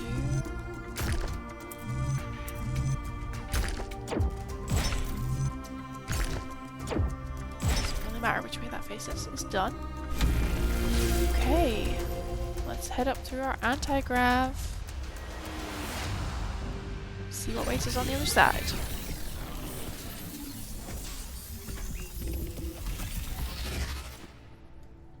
I said let's see if I can do it before midnight. It's 11:57. When the craftsman Daedalus was imprisoned in the very labyrinth he had created, his only solace was his son, Icarus. To escape their plight, he fashioned wings of feathers and wax. He warned his son to fly neither too high nor too low, but his son, enraptured by the freedom of flight, flew too close to the sun. Thus the wax in his wings melted, and he fell to his death. What was the sun's error? Foolishness, to be honest.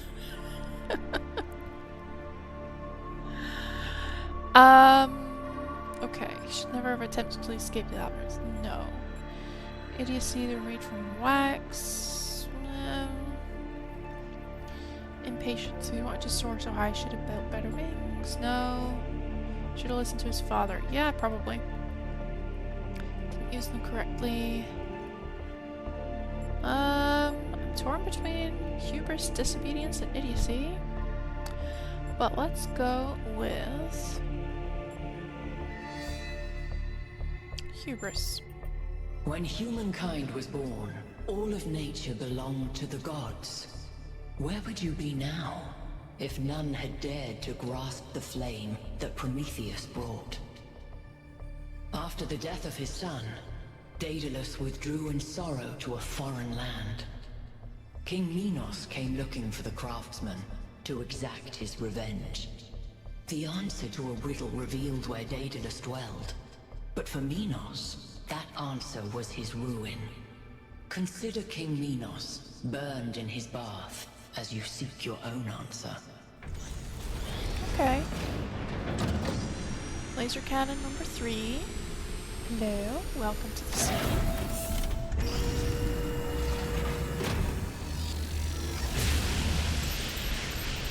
Turn to the VTOL. The megastructure. It's opening. 3 receivers, 3 towers, 3 beams, as we It's in the way. suspected. I think this is an invitation. Doesn't look that inviting to me. If you consider the size of the entire structure, then that opening must be big enough to drive a building through. Or the VTOL. You want us to go in there, into the creepy triangular maw of death? More of death? I think it looks charming. Byron's right. We're here to explore, and this is a mystery worth investigating. This technology could change everything. Oh, all right. I'm not winning this, am I?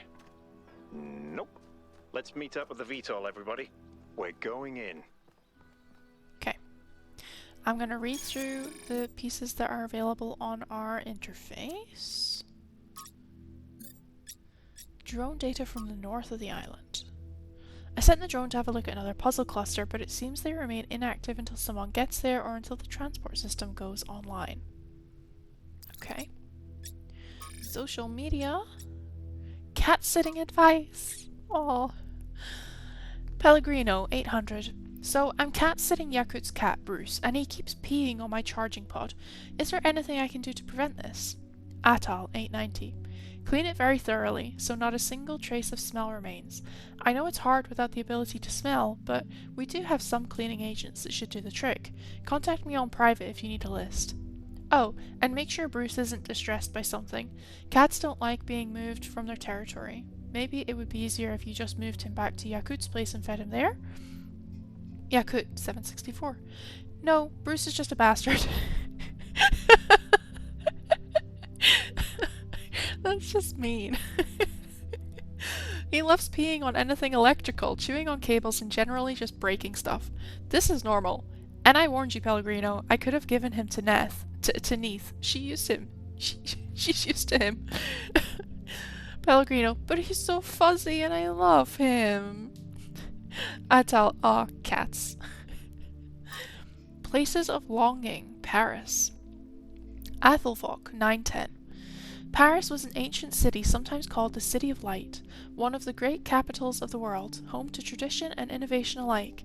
It was the birthplace of one of our greatest revolutions in history, the moment that gave birth to modernity in all its glories and horrors alike. The spirit of freedom that was born here, although it was suppressed by enemies and traitors, never entirely faded, and it lived on in the minds of artists for many generations. Maybe something of that spirit still remains in us. And the last piece, The Garden, new poem, Imesh 150.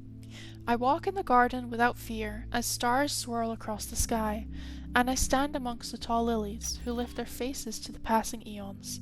Here I will do no harm, and no harm will come to me, for at last my long journey is over, and I am at home. Libistros 427. Beautiful, makes me feel calm and happy. Ovis 909.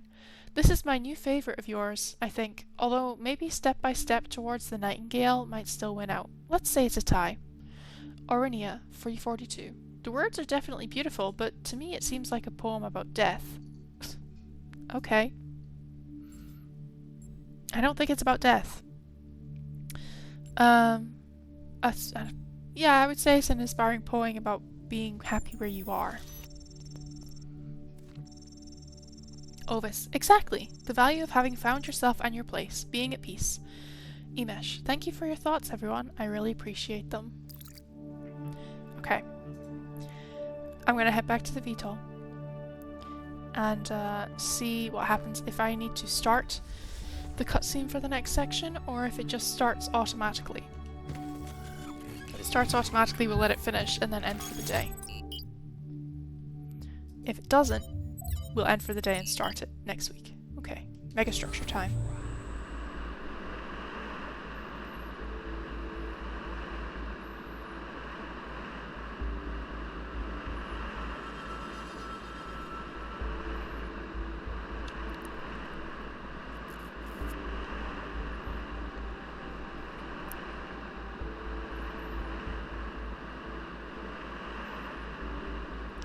I always find this quite long journeys, just on the little transport pod thing, just flying through the sky like your own personal like bullet train.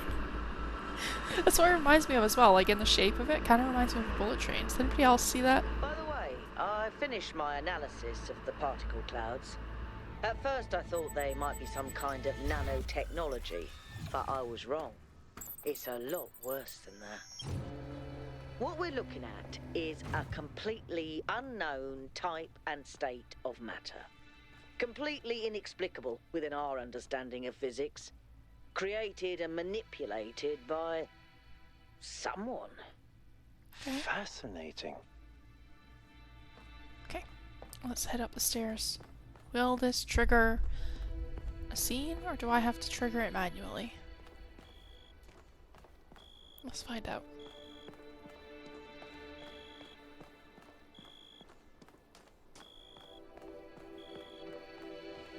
Come on, people, get on board. We haven't got all day. Okay, I have to manually trigger it. So, I'm gonna just call it there for today. And we will pick this up again next Friday. I want to say thank you everybody for being here. It's very much appreciated. Thank you for all of the chats, all of the follows, all of the redeems. Thank you for everything. Even if you've just been lurking, thank you for sitting there and paying any level of attention, even if it's just like background noise. Like, thank you, it really means a lot to me. I'm just gonna drop my plugs and head out because it's just after midnight now. But yeah, I really want to say thank you guys for being here. I really genuinely do appreciate it. So, if you're not already following, here are my Twitter and Blue Sky links, basically for go live notifications and random thoughts every now and again. My IGTV link is there if you want to see a list of everything we've finished on stream so far. If you're logged in, you can also read like my review and stuff and my ratings of it. YouTube exists if you want to watch some VODs or Let's Play content. Episode 1 of my Callisto Protocol Let's Play went live yesterday. Episode 2 will go live next week. Don't know what day of the week yet, but it will go live next week. Yeah, so that's fun. New content, yay! Again, if anybody's interested, there's the Discord link, and don't forget to go and pick up your creator cards, the proper ones, not the AI ones. Yeah, that's all I have to say. So, thank you guys for being here, I really appreciate it, and I will catch you all again next Friday, 8 PM, Amsterdam time, and we will keep going with the Talos Principle too. Catch you guys later. Have a great Easter if you celebrate. Bye!